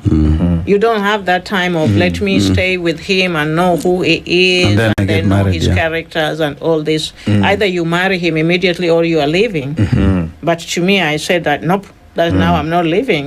So you just stick there. So he started he's drinking. Oh wow, that was so bad. Now that I'm married, remember now I have a normal visa. I have a work permit. I could work, and the little German Guten Tag there, because since he was not speaking English, so I started learning a little bit from him there, a little bit from him there. And to me, my intention was my family are suffering. I cannot even stay one day without making money. They need me so desperately. So I started just looking for cleaning job. And even those cleaning job back then, nobody will even give you a clean job. What about if you steal or you break their stuff? Do you even know how to clean? You are from the bush, So I did. Cleaning job you could not get immediately. But finally I got 2 cleaning jobs. So I was from this cleaning job to the other one. And when I bring money home, of course, he take it and drink. Oh. So that's how things got worse. And now I was on my way again with my suitcase running again. Oh my goodness. Yeah, because my family need me. I cannot afford me cleaning and giving him money to drink. To drink, Yes. So I had to move out. I moved out, and one of the lady, she was from the church I used to go there. And then she said I could stay with her. No, I actually got a cleaning job at the bank. I was so lucky. They gave me a part-time job to clean at the bank. They were speaking. It was very nice. I appreciate them. Yeah. So that job was stable. But then the people who work there in the bank, they gave me opportunity to clean for them. So I ended up having 10 cleaning. After work you clean until night. When you go home, you are exhausted. You totally tired because you woke up at 5. It's cold. It's wet. You are cleaning in the bank. After bank is 3 hours cleaning. After that, you go from this home to this home, cleaning, and you haven't even eaten. And that is when I started getting very sick, really sick. That I could not dare to get sick because my family need me and I need to send money at home. And now that I'm cleaning, I moved from him. I'm staying with another lady. Another lady kicked me out again from her place at night. Get out of my house. So the following day, one of the German women picked me and said, you can come and sleep with, now it's winter again, now you can come and sleep in my house and then you will figure it out. So the following day, I went to the bank and I told there was a lady I was talking to, she was helping me from the bank. Then I told her my situation. And she said, okay, we will try to find you a small apartment. And actually, they found me a small apartment. I moved. They gave me everything. Everyone was bringing something. And before I know, my apartment was full with free stuff. Like the other one will bring a chair or a table or utensils. And I settled in that small room. So when my drunkard husband heard that now I moved him and I'm settled, he went and reported me to criminal police. Hey. Wow. Very tough. What? So at this time, your visa is still extended, or is I have a 1 year visa. 1 year, because after you get married, you get a one year visa. After 1 year, if you're still married, then they will extend it. Yeah. But my visa had not been extended yet. I still have the 1 year. Yeah. But he went and reported me to the police. Before I know, people knocking your door, the way they knock here. Bang, bang, you know. And then when I opened the door and I just saw they pulled the ID, criminal police from whichever station. And it's like, but luckily enough, the lady who was working at the bank who already precautioned me. She told me, whenever you come to a situation with the police, don't speak, because you don't speak German. So don't say anything. Just say that you will take a lawyer. Don't say any statement, because whatever statement you say there, you can use it against you. Because you said it. They're not going to say that, I was not thinking. Because in Germany, ignorant that is your problem. If you run on a red light because you did not read it, you are guilty. Because that's not their problem. So if you make a wrong statement because the language, that is also your problem. The statement you put initially is take. So anyway, I did not say anything. I just said, no German. You know, I don't speak German, and I'll take a lawyer. Then they left. Then I went. Immediately, I took a train and I went to my ex. What I found there was a nightmare. Bottles of alcohol all over the place. The place stink. He had been smoking, and the crate of beers all over the place, and he was not there. So I waited until night. He did not come back. I slept there. The following day, I walked from there. I went to work, and I told the lady that my situation, and she told me, "Don't worry, we are going to get a lawyer for you." So the bank I worked to, they got a lawyer for me, and then the lawyer, of course, went and wrote a statement. And that is how the case started. It's a long story. I don't know. Oh my goodness. That's a sad story. It is. Oh my goodness. Yeah. So how did you now get to continue? How did you get better? You said you were sick. Did you go to hospital? Yes, I did. Went to the hospital. Got sick. Oh my God! I got my first surgery. Almost died there. I was in intensive care unit for 3 days. You know, you have a surgery. Nobody know that you have a surgery. Nobody coming to visit you. So I was in intensive care unit. They remove. You know, the whole childhood abuse did his thing. So infected all my uterus. And I could not have a baby. I had internal terminal pain permanently. So they had to remove one of my tubes immediately because it was swollen and it was big. So that was the first surgery. The second surgery, they tried to, because as soon as they removed the other tube also is infected. The uterus came. There are wounds inside the uterus. Oh my goodness. So it was like after pain after pain after pain. I've been through almost 5 surgeries. So they removed all the uterus. They removed everything. So I could never have any children. So actually, after with this ex and reporting me to the police, I met somebody who I thought was, it's not a love on the first sight, but at least stable. You know, and here, you know, now this is somebody stable, doesn't drink, doesn't, you know. So after that, I told that person the whole story, and he said it's fine. Then I had to move from where I was living, and even quit all my job because that's the area where he was, and he started threatening me and stalking me. So I had to move totally away from that state and go to a very far state. Like I can say from Nairobi, you go to Mombasa, where he doesn't know. So there I stayed with a guy I met, and we finally came to Kenya with him. I introduced him to my dad. And then after that, we went back and got married. And that's how I started, like, now settling, like, living a normal life, getting job. Of course, I could not get a job, still cleaning jobs. The promotion job I got. German is very, very racist. That one I can tell you. It's getting better. It's coming back. Yes. It got better. That now is coming back again. Oh. Yeah. It's come back again because now we are a threat. Yes. They But there are see too us many. because we Yeah. are so many. Yeah, I was in Hamburg, and I can tell you, Right. in June, there were very many black people I met. Some Kenyans, actually. We had a lot of conversation when I was doing sustainability conference there. Yeah. So, very, very dark shadows in your life, and then now you finally meet someone who's at least sober, and life is starting to look like it's going to be promising. What happens now? Are you traveling to Kenya? Were you traveling to Kenya frequently? Do you get a job? What happens? What happens to your family? And also the teaching. Yeah, when you say that you are educating your kids, sisters and brothers, and the realization you can't have a kid. Did it bother you?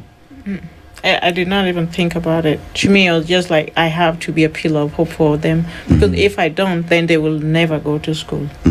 So it did not even occur to me. When you're young, whether that, like the time I was still young, whether I know that they already removed my uterus, they moved it, but you still have like that hope that, maybe miracle will happen, like maybe I'll have a child, who knows, God do miracles all the time. So you're still hoping that maybe you will get a child, or who knows, So I kept on hoping, but to me, with the family, with the kids, I never even, I just knew that I have to be there for them regardless, because if I'm not there, nobody's there. What was your situation like back home? Nothing, just like my situation in the beginning. So I just have to. My brother actually was working, but the first lot who was kicked out from telecom. Remember, those lot who were like kicked. So and the children was still very young. So I just jump in. I started, just like I have to support them. And my father was still alive. I have to support my father. Everything starts getting stable after I married the guy who I thought was stable, and that is when now I could not get a job, and then I was working in this fast food, restaurants. And from there, now I learned German. I could speak German, not perfect, but I could speak German. Then I got tired of those work, because I'm somebody who always dreaming big, like dream like my dream could not let me settle in that small little job. I had a big dream, and I promised myself that nothing now, since I already tackle all these things, even tackle the death, even tackle all this. Now nobody is going to put. Nobody is going actually to put anything on my way, right? So after that, I wanted to go to college now. Going to college, I didn't know that you cannot just like go to college, like, because German is a dual system, right? So dual system means that going to school and working at the same time. So when you finish school, you are ready to work. Here you guys, you work and then you do attachment in 3 months. It's not it did not prepare you enough for work. You have it theoretically, but practically you are not. But in Germany, they prepare prepare you practically also. So when you finish, you are ready to go. If you are a doctor, you are ready to do the surgeon. If you're a secretary, you are ready to do it because you have been going to school 6 weeks, working on the same department. Other maybe 3 months, go back to school, back and forth, go to school. So I wanted to go to school, and I went and asked because the German education, remember, is free. Even colleges are free. You don't have to pay anything. So I went and asked if I can go to school, to college. And first thing I got okay, the language. Of course, you have to make your language better. I understand. So I started taking classes of, to learn to better my German. And after that, they sent me to another course for 6 months. That is just like a training basic. So I did that. And after that, now I thought I was ready to go to college. I wanted to be a nurse or, do something which helped people. Because that was been my dream. But I did not get that position of nursing because still remember I still have with that standard 7 primary education. So it's not enough for you to do the nurses. So I said, but I will try to do whatever they offer me. So I started looking. So I found the school because the school is easy to find. But now I have to find where I will be doing the practical, because remember, going to school and going to work, going to school, and all those things, nobody's looking for you. You have to find them on your own. So I look, oh my God, I was so frustrated. You go there, no vacancies, until I almost giving up. But then I said, oh my God, if I give up, then I will have to go back again on that job, So finally, when I went somewhere in the office, it was like a European community supporting the women. It's like the women who have been abused or drug addict, they are trying to settle them to be on their feet, either to go back to work again or to raise their children in a normal life. They give them a place there they can work. They are being paid €1 per day. It's not money. It's just they want to train them to know how to go back to work because they have been addicted or beaten or abused. So that place I went unknowingly, and the boss there allowed me. He said, "Yeah, you can come and practice here and go to college." Also, I did that, and then I took all the papers to the financial office who was supposed to finance my college. And I left. He said, "Oh, just leave them there. We'll call you." 1 month, 2 weeks, nothing. Nobody called me. So I went back again to the boss, and I said, "I haven't received anything from the office." And then the school is already started, and I still not having all my papers because they are the one who have to sign for me to go to school. So finally, the boss called them, and I got my papers, and I went back to college. And the college was so tough because I realized that the Germans I know are just basic. Now you are learning. Now it's like learning English and written English. Yes. Yeah, it's different. Now you're not asking for water. Yeah, you're not asking for Now it's a serious business. So now also in this book of yours, there's a place when you say the sad return home, and I can see the pictures. The book is very inspiring. Our listeners there, you should catch and get this book, A Pillar of Hope by Millicent. Akoth, it's a Nuria. It's a fantastic book. These stories are inside there. And also a chapter she's written about the jobs, survival, birthday party, and of course the sad return to Nyadi after the father passed on. And you'll touch on that. And also there's the colonoscopy. And there's a line which is saying here that, therefore I was taking almost 40 different types of medicine. I was weak and low after discovering my new diagnosis. I was in a very poor spirit while God was picking me up, and I was determined to survive. You are a survivor. That's true. Oh, yes. That's true. It occurred to me that at this point, one of my boyfriends in Kenya had infected me with AIDS and had later died after complication related to the virus. How did this come to realization? I've read it. This is chapters. I read very fast. I skim through the book very fast. I know you read fast. Yeah. I'm a very fast reader. Yeah, I know. That's why you read very it. fast. Yeah. Yeah, that was the tough toughest. That's chapter. There's page 70 of the Pillar of Hope, and I'm telling you, this book is a journey. Published by Longhorn. It's available in Nuria. If you can see where I'm holding, ladies and gentlemen, in the studio today, I'm holding a Pillar of Hope. If you can check on my social media handle or the SpiceFM 94.4, you'll see the book. But let me hand it over to Millicent to tell us, how did you realize this and how did you react? So, in Germany, like when you come from a third world, I don't know if they're still doing it. I think they still do it. So when you come to the third world and you're sick and you first go to the doctor, the first thing they do, they do all the blood tests. Yes. Like all kind of whatever happened, what type of disease you have, what do you have. And that is when I went to the doctor, that is now... I have my papers, I have the healthcare insurance, and I went to the doctor, and the doctor, of course, they took the blood, and then they said the result will be out for 3 days. So after 3 days, they called me. Ooh, that was the toughest. Like that was like the toughest. I went to their clinic. They were so kind, maybe God sent. Because if they were mean, I think I would have been not here. So they called me in the office, and I saw she was it was a man and his wife, they're all doctors. And they called me inside there. They said that the test is back, the result is back, and they want to talk to me.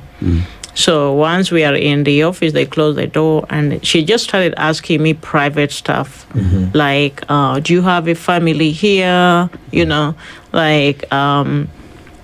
Just private stuff. Who are you? What are your sisters abroad, or you're the only one? So I opened and I just told her, no, I'm the only pillar of hope. I didn't use the pillar of hope, but I say I'm the only hope for my family. I'm the one taking care of them. I'm the one doing this. And she just got silent, like from nowhere. She just did not talk. And to me, I'm like, why is she so quiet, like so gloomy? And then she sat, and then the husband said that we need to tell you the truth. And then I said, okay, tell me the truth. Then she told me about the test.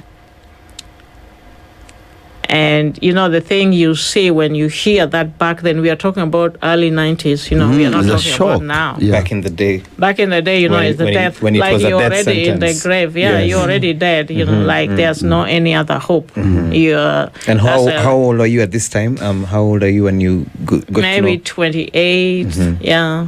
I just got it. I just got there. Now you're trying to settle, you're trying to get everything together, but, that they gave you, and then I was like, okay, Dad, because she told me, I want to be frank with you right now. God has saved you. You are in a good country. We don't have a treatment, but we have medicine. That's why you read there that day I was taking those pills because they were medicine just to protect it, just to slow the virus, so that they don't break. So she said, I'm going back then. I think it was only at the university where you could go. So she made all arrangement and took me to the make appointment at the university to specialist. I think it was internal medicine specialist. So when we went there, of course, another blood of everywhere. They have hospital. A university teaching hospital. Yes, it's a medical university. It should be, yeah. Yeah. So anyway, after that, they also do, of course, now they are specialists. They do more tests or whatever you have 20 years or when you are a baby. And that's when they also found about my uterus. All these things happened to me. They sent me to gynecologist, and the gynecologist started taking and saw that one of my tube was big and swollen and blocked, and the other one, and that's what the whole world broke. So when I went back home after giving me the sad news, I went back home and I just broke, and when you lose, people don't die. People don't die from AIDS. People die because you give up. You give up. You lose hope, actually. No, you just gave up because you just know I'm dead. That's the it. mental torture. And then it's something which you are crucified. Your guilt. Only a bad person can get it. A normal person cannot get it. Either you are a prostitute or you are a gay. You're using the drug. You're using something bad. That's why you got it. So you're just being crucified, and is something you cannot share with nobody. Yes. You cannot tell. Whom are you going to tell? Even if you go to the doctor, the look you get there is just it. Like the time I went to get those all those medicine from the pharmacy. The look you get from the pharmacy. The look you get there, you're like, oh wow. So I'm just a stigma, like I'm a scar. Like nobody wants you. Yeah, because there was a lot of stigma and, of course, stereotyping. And at this time, who are you living with? And did you break the news to them on how did you... So at this time of testing, actually, I was still... That was the point of where my drunkard husband, we separated. Now I'm living there. So, I've been tested. I'm separating from him. The police, criminal are chasing me. All these things, they come all together. Right? Yeah, when trouble comes, it comes with the cousins and brothers. Extended family. Yes. They call each other. And you're in a foreign country. Yeah. Yes. And you don't have correct papers. Yes, and you don't have friends. And you don't have friends. And you cannot tell your family either, because you have to protect them. Oh my God, if they could just hear that you have been tested, they know that you're dead. Yes. So you try to protect them also by not telling the information. Yes. So did you reveal it to the person you're living with? By that time, she was living. By that time, I'm leaving. I'm on my run again. Living. Yeah. So maybe I think that time you are already on the run and you're moving on and you are getting married. And in this book, there's a person you've mentioned apart from your father, to Siepna David Blumkencraft for opening my eyes to the world and maintaining our friendship and respect for each other. Erokamano Ahinya. Who is David? That was, remember, that when I was in Nairobi, the American guy I went to work for. Okay. For like a maid when I was still here in Nairobi. Yeah. So, your father's passing off? Yes, he did. That's why you see that a sad journey back to Kenya. Yes, the sad journey back to Kenya. And also, I can see initially the houses were very bad. You've built for them houses. You've educated your sisters. Are they not kids? My sisters? Your sisters' kids? Not, my brothers. Kids. My sisters. Are they appreciative? No comment. I knew that was coming. Tenda wema nenda? Nenda zako. Tenda wema nenda zako. That's how life is. Did I just sing? You tried to mama. And so Lois, one wanted to be a musician. Tenda mema nenda zako, like that white rabbit in the forest. Yes, I'm telling you, my brother. And of course, maybe I will come to Gunjiri because he has to say one or two things. I can see the photos, the family photos. The poverty is reeking. Your dad was a pastor. And he's a great man. Men of God, their kids never stray away. They always get something and they come out better at the end of the day.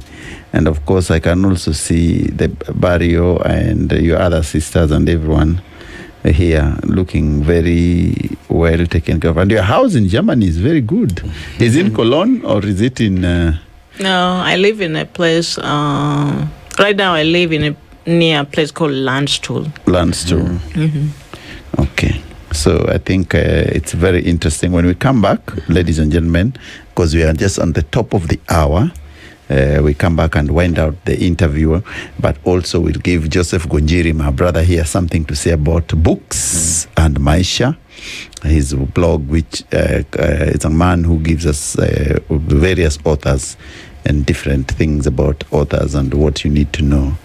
Of course, this is Spice Drive, the show that gives you as it is, and we'll read the feedback.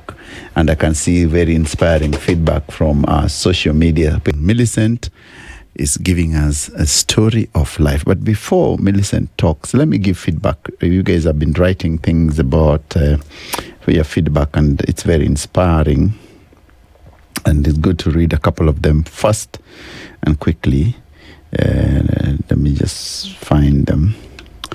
There are many things people are saying on the journey, Millicent's journey to Germany and back. I tell you, that's a journey and a half.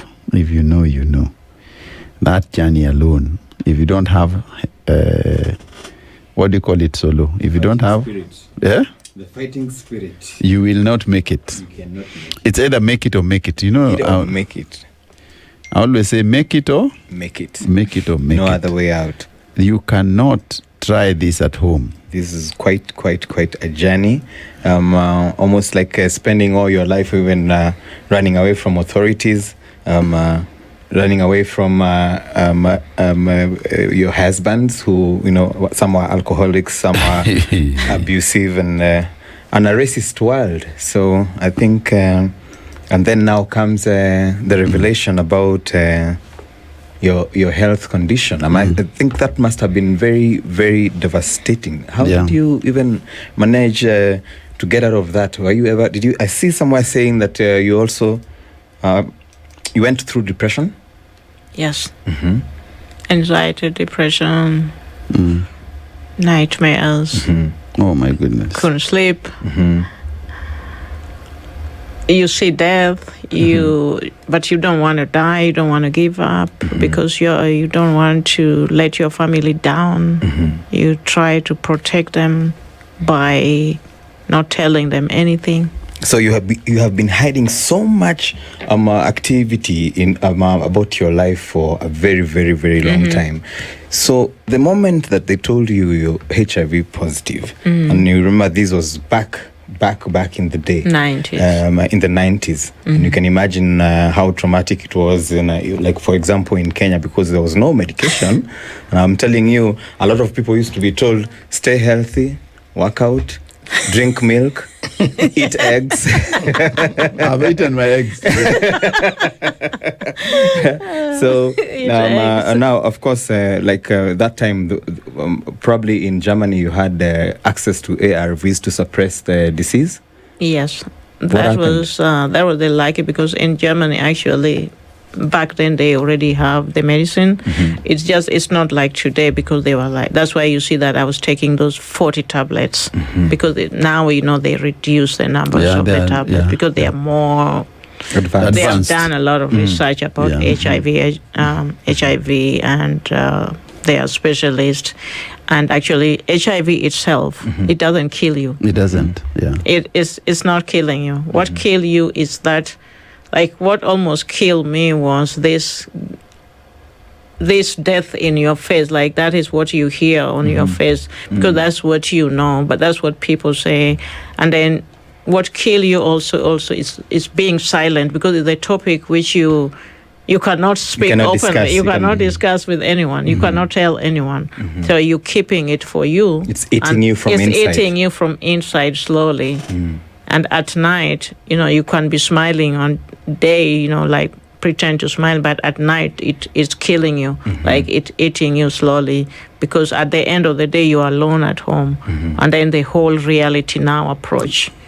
Like, wow, so I'm running away from him. He's calling the police on me. I've been just tested HIV positive. My father, my family are still struggling at home. I'm dead. And they're still relying on you that time. Yes, all of them are relying on you, and you cannot tell them, because if you tell them you are the pillar of hope, they all sink with you. If you're like a roof, everything will go down. When the wall collapses, the roof go down. So, and Millicent, let me just read a couple of things which people are saying. And I think, let me start with Onesimus Minor. You're saying, good evening, SpiceFM. I'm just listening to the conversation with Millicent Aloo, and I concluded that this life is a journey. Nothing comes easy in this life we are living. You will have to work for it. And then he also continues saying, play for me TikTok by the Lords of Underground. That one I think DJ Chams will play. Then Onesimus said, I've heard stories that Africans go to Germany to marry or get married so that they can be citizens in 5 years' time. By the time they know it they have entered hellhole. Mistreatment starts. And then there's Martin Rabs, who you're saying, I'm listening. What an inspiration. How old is Millicent now? Don't ask, don't tell. And then there's Dawaya Corona, so inspiring story. And there are many other people. I think I cannot go through Twitter right now because many people will have their say and a few will have their way here. But what I can tell our listeners is that we had you, and we are proud and happy that you're listening and that you love Millicent's story. So what you need to do is to grab a copy of A Pillar of Hope, the book, which is in the Nuria bookshops. And you can read this inspiring story from the start to the beginning. I just skimmed through some of the things we're discussing. We cannot conclusively discuss in this show because the book actually tells a story of a determined lady who was determined to succeed. And it's about resilience. It's about hope. It's about inspiration. It's about what, when you're down in a book, you need to pick and read. So the launch, I think the book is being launched very soon. And maybe Gunjiri can tell us. Joseph Gunjiri, my friend here, cameras rolled. He runs Maisha website, which also does book reviews and all that. How did you meet Millicent, and how did you convince her to come for the show? Okay, I met Millicent through a mutual friends, a mutual social media friend, an American, who also happened to have been Millicent's friend.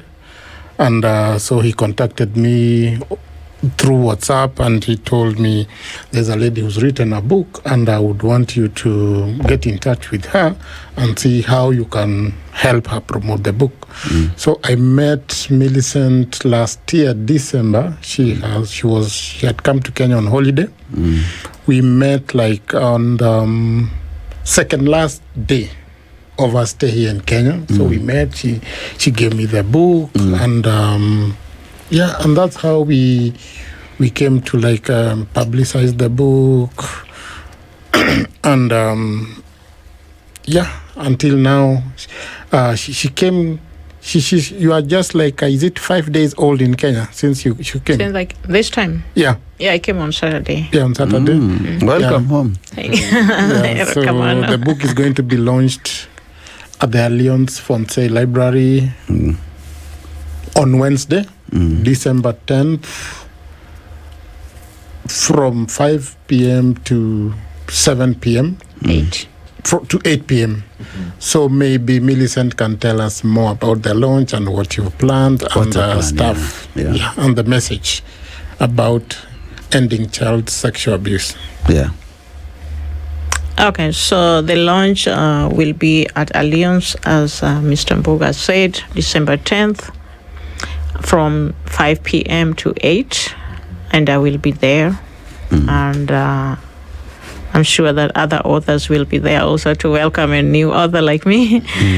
And that the book actually is based on a true story, is a long journey. And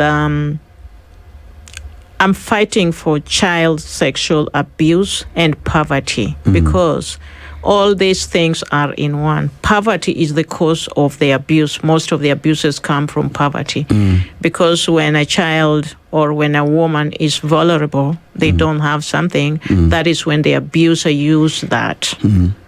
And once they use that, they lock them and then they silent them. So the child will be abused like, even if it's a schoolgirl, a teacher can abuse her by, let me buy for you chips, something like that. And that is when they abuse. Or if you don't do this, then I'm going to give you a wrong marks. So you have to do, so they put you in a situation whereby you have to, you don't have any option to say no. But I know abuse, child abuse, or women abuse, or gender abuse, men are being abused in silence, crying in silence. Hey, stop. I know you guys, you're crying in silence that way. But men think that they're so tough. Since they're so tough, they're strong, they cannot say anything because it will show their weakness. But just come out and it will help you. It will free you. Once you speak out, somebody will hear and somebody will rescue you. Don't die in darkness. Like I spent almost half of my life in darkness, in silence. You're scared with all the nightmares and you cannot tell anybody. Just be open and tell people your story.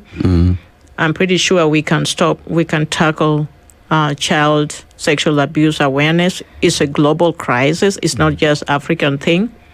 Because even in Germany where I live, children are being abused. In the churches, women are being abused.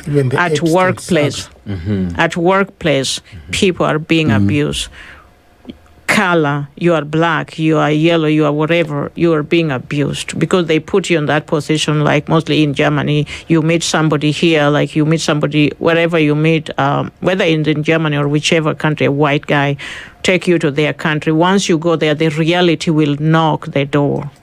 Yeah, so don't think that they're a bed of roses abroad. My Jew, that one is coming soon. I'm going to give you a story of going, my Jew. Actually, Ngunjiri, this whole, her life is a movie. It is a movie. This is a whole movie. Have you thought about making a movie on this? Because, wow. Yes, that was the first day I met Mr. Mbugua. That is what I told him. I told him that I want this book either to be a movie or a TV series. And he laughed at me because the person I had in mind is like in heaven, unreachable. That was Lupita Nyong'o. That's the person I wanted to be a star. Like she's the one who I knew could play this movie perfectly. Like she looked like me when I was young. Even the picture there on the book. Lupita. Look somehow like her, right? Lupita. Right? Nice. Yeah. Actually, Lupita's mother has a copy of the book. Okay. Oh. Yeah. Okay. Yeah, I think this one should be documented into a real... it's actually a movie. Your whole life has been a movie. It's a movie. Yeah. So sorry. And you did your medication. So 40 tablets is not easy. That's like a whole meal. It's like eating until your stomach is full. So how is your situation right now ever since you started living positively? So things had changed because back then that was the only option. So I took those 40 tablets, I think it was 1 year. And after 1 year when they do the test, they could not trace the virus on me. I was like, they suppressed it. Yeah, the virus just was not active. Not active. So I was like, oh my God. Then they had to reduce the numbers of the tablets. So from 40 tablets, I was taking 8. So you take 4 in the morning, you take 2 there and 3 there. But then I kept on getting better. So after I think 4 years, actually, that is when totally the virus they were not active at all. So they put me in only 1 tablet. So since then, I only take 1 tablet. Okay. And they cannot trust the virus in my blood.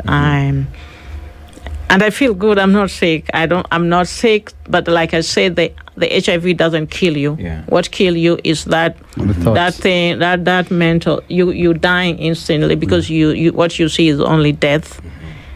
That is what you end up kunywe maziwa na ulale. No, kule mayai. Anyway. So anyway, don't kula mayai, please.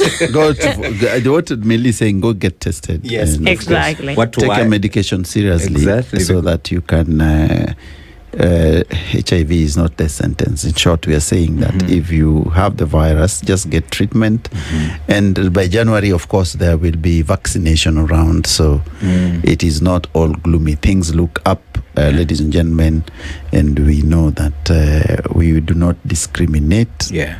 And we do not actually tell people to keep quiet because this is the month, December 1, we are celebrating World AIDS Day. Yeah. So the conversation is very apt, and we are still celebrating 16 days of gender violence. And that's child molestation is one of them. So it's cool to have this discussion ongoing. And of course, I can check the time, and I know we are running totally out of time. So, Meili, I think what we'd like to hear is the launch and the last comments, and what do we expect from you again? And welcome to Nairobi. You're only 4 days on. Thank you so much. So the launch of the book, as we already said before, is going to be next week on Wednesday. That's December the 10th. From 5 p.m. to 8 p.m. It's going to be launched at Alliance, and I'm going to be there in person to sign your copy. And I am pretty sure other authors will be there also to welcome me in this book journey as we tackle together the child and gender sexual abuse. And like we said before, like so to say that book should be a movie. That was my dream from day one, the time I started writing that book. And let me just tell you, it took me 30 years to finish that small little book. Because I started writing this as just on a, I did not have a, back early 90s, who had a cell phone or who had a laptop? Nobody. So I did not have a laptop. So I started just documenting everything on a book. And then as sometimes I get emotional and I don't write it. I throw it like for months before I even touch it. Because when you start talking about something like, oh my God, somebody was wanted to kill me, it's hard to write that part by yourself because the whole thing wake up, like the whole flashback, So sometimes I would stop and just leave it alone. And then I got better actually when I first bought my smartphone, and now I was using the notebook. So that's where I write all this book. I did not use a laptop. I was just using my cell phone. That, as that one said, the reason why I was using my cell phone, because at night when all those nightmare comes, I could not sleep, and I start just writing. Everything just come on my head, and I just start writing without even checking the spelling, without even checking grammar. I just flash back and I write. Yeah, that's why I wrote that book. But my story is the true story, and I would just like to inspire the people who are hiding like me in the darkness, in silent. They have been silent by their abusers, whether they abuse you physically, they can abuse you financially, they can abuse you emotionally. Please, just get out and speak out. And let's just stand for stop the abuse. Whether you are a female, don't just hide in silence. Just reach somewhere and get help. And if you are HIV positive, I know most of you, I'm not saying most of you, I know some people will tell you that, oh, you are kuna. No, just go and test it. It doesn't kill you. It's just a disease like any other disease. Watu wache kupima na macho. Don't pima na macho, and also don't think that it is something bad. It is not. The person who had a malaria will die even before you, or you can walk on the street and you've been knocked by a vehicle, you die. So it's not killing you. Just try to protect yourself. Take your medication. You don't skip the medication, because they right now we still don't have a cure. But we can live as a normal life. I've been living this over 30 years, and I'm healthy. I'm not sick. I cannot infect anyone because the virus is so low.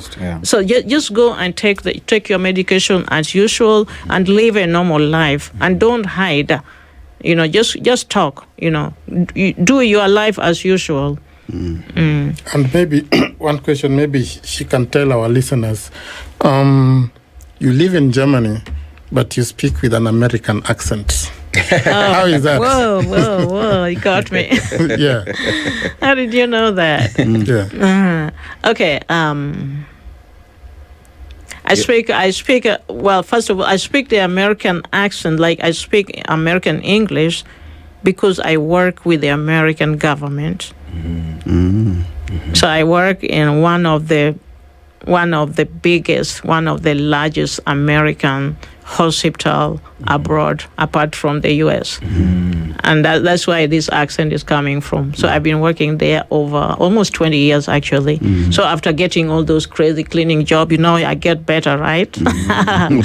There's light at the end of the tunnel. And that's a light. Yes. And after being moved from place to place with my bag and my small suitcase, I settled in my own home.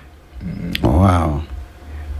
And I'm still here. Congratulations, and may God keep blessing you. Yes. Now Amen. you're living in a palace. You're living in your palace, and Yes. that's a story of Millicent. Yes. Inspiring, deep, provocative, but thought mind-boggling. Very. I've been sitting on the edge of my seat since he started telling us a story. That's incredible. That's incredible. It's incredible. Millicent, what we can say, thank you very much. Or to our listeners out there at SpiceFM, Spice Drive, kindly go and get the book and read for yourself. Millicent is author, and she's written a fantastic book available in all Nuria bookshops.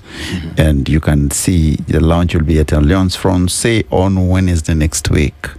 It's good time to be there between 5 and 8 o'clock. She will be narrating her story, and you can get autographed book by then. I hope the one I have here, she'll autograph it for me. And my bookkeeper, I'm a book reader, and I read many books as usual.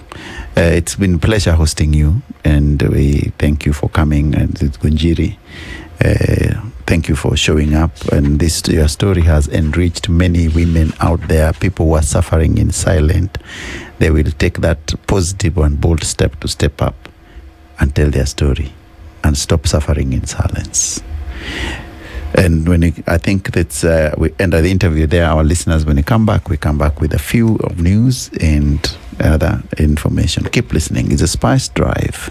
And it's a sundown, a sort of music, because when it reaches this time, we always say it's a time to wind up the show, and of course to tell you that it's been a pleasure hosting you this afternoon.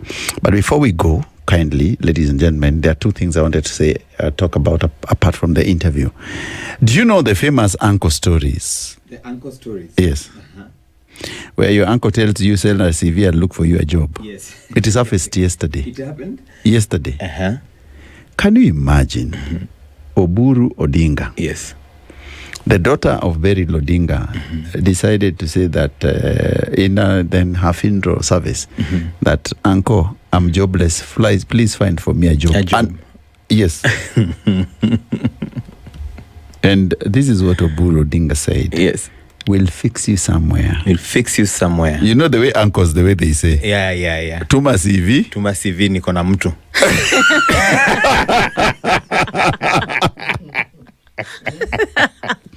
The famous uncle story. And especially either if they had tested something. Yes. You know in the village they'll say nataka kukutuma kwa mtu. Yes. Hii kazi kwanza utapata haraka sana. Hata usijari. Yes. And I know someone who got really mad because when he went to visit the uncle back, yes, he found the CV hidden somewhere in the store with dust on it. And I don't say it. Huyu uncle yetu ni mkora sana huyu. But listen, ladies and gentlemen, do you have a famous uncle story? Because I know many people out there have a famous uncle story. An uncle who tells you, please bring your CV nikutafutie kazi. Yes. But the truth is, the gentleman, the moment you give up that CV, that's it. So now Oburu Odinga has found himself the party leader of ODM. In the uncle, famous uncle mix. But the question is, how can this girl lack a job? The mother, the uncles, Israel Odinga. It's a Raila Odinga family. Their grandfather is Jaramogi Oginga Odinga. For me, the girl must have a problem. It's a problem, of course. That's true. And yeah.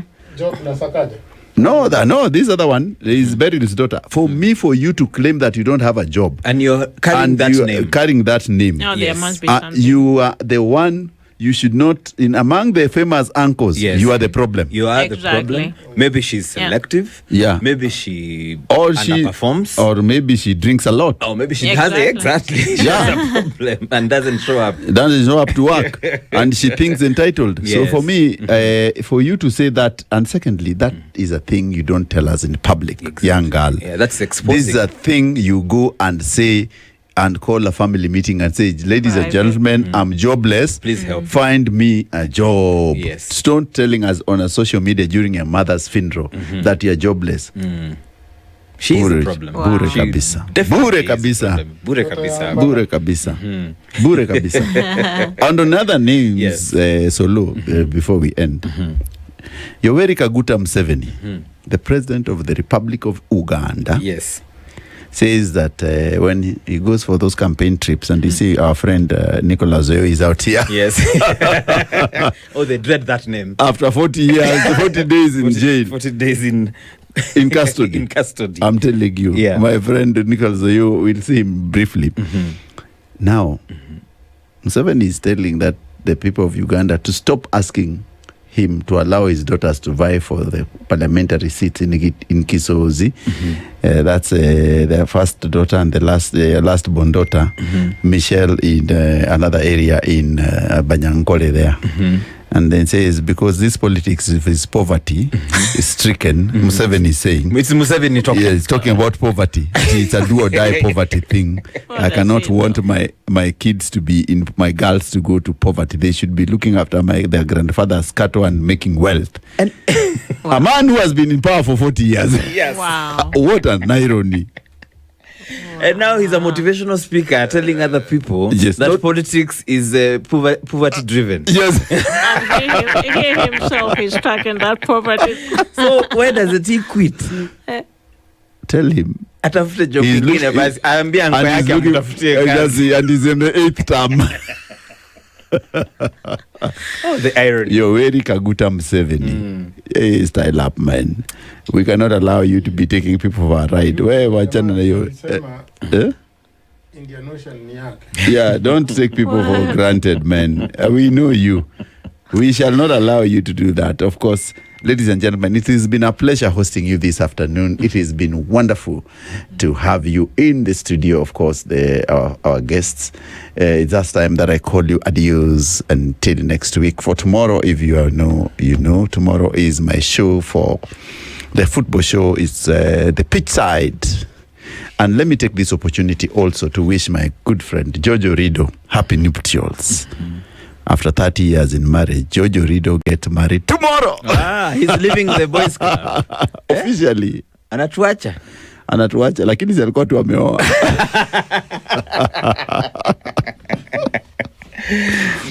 Congratulations to the Jojo Rido. Congratulations as you marry tomorrow along Thika Road. And the reception, we will be there at Safari Park Hotel.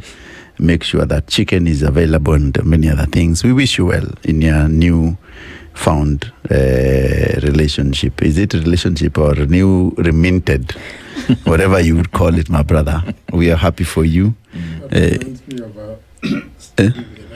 yes. a truly married Woman, yes. The woman had been cohabiting with the husband For very long. Very long time. Yes. Yeah. But one day the guy decided to, since she has been a very good wife, The Now- loyal wife. take her to church. Yes. And get married. Get married. Yes. Yes. So they got married. Yes. So the following day, Yes. he's waking up. The wife is still sleeping besides him. Yes, and refuse to make breakfast. Yeah. And she's not waking up to make breakfast. Yes. So he asking her. What's up? The woman said, I'm now a truly married woman. Is it choir I may I you? By the way, that book you should read it is a African short stories and anthology. Okay. It's there. Yeah. Actually, it's being done this year by the it's a course book. It's a course book, yeah? Okay. African short stories. African short It's Yeah, there. It's it's there. One of the books, one of Very the stories there. African short stories. I love it. And the other one I loved is in the cutting of a drink. in the cutting of a drink. Yeah. Beautiful. Beautiful. And, So the trick is to just let her wake up beside you. Lie low. Macha maneno Mpaka mingi. utapata hiyo ring. Ukipata hiyo ring, Mambo my friend, unabadilika. mwambie hata wewe unaweza enda pika. Go and Because pick. I'm now a truly married woman. Ladies and gentlemen, it has been a ball. Inside the studio is a Spice FM, and let me remind you where you can get us every single day, Monday to Friday. Spice Drive is a show, of course, and if you don't know, this is a home of sugar, spice, and everything nice. Nairobi 94.4, Mombasa 87.9, Nakuru 96.0, Eldoret 96.7, Nyeri 90.9. Well, that's Solo's home, and Kisumu 102.5, Malindi 97.7. And this time is when we say au revoir, but before that, Kevin Matara will be here. shortly with After Hours show. Please keep on for the late night production and late night show by Kevin Matara, my good friend, coming in after me. And it's going to be Solo. Yes. Your last words. Okay, I'm gonna borrow from this inspiration, very very inspiring story by Millicent, Akoth Aloo, A Pillar of Hope, Dreams of a Little Hunter Girl. And of course, you've had what she has gone through in life up to where she is. I borrow these words: hope is not blind optimism. Hope is not blind optimism. That's from Millicent, the author who is in studio here today. So make sure that you buy her book and attend the book launch. Keep listening. It's a Spice Drive. We meet on Monday, and tomorrow catch me in this fever pitch with Roger Sheshtemi as we do the next show on sports.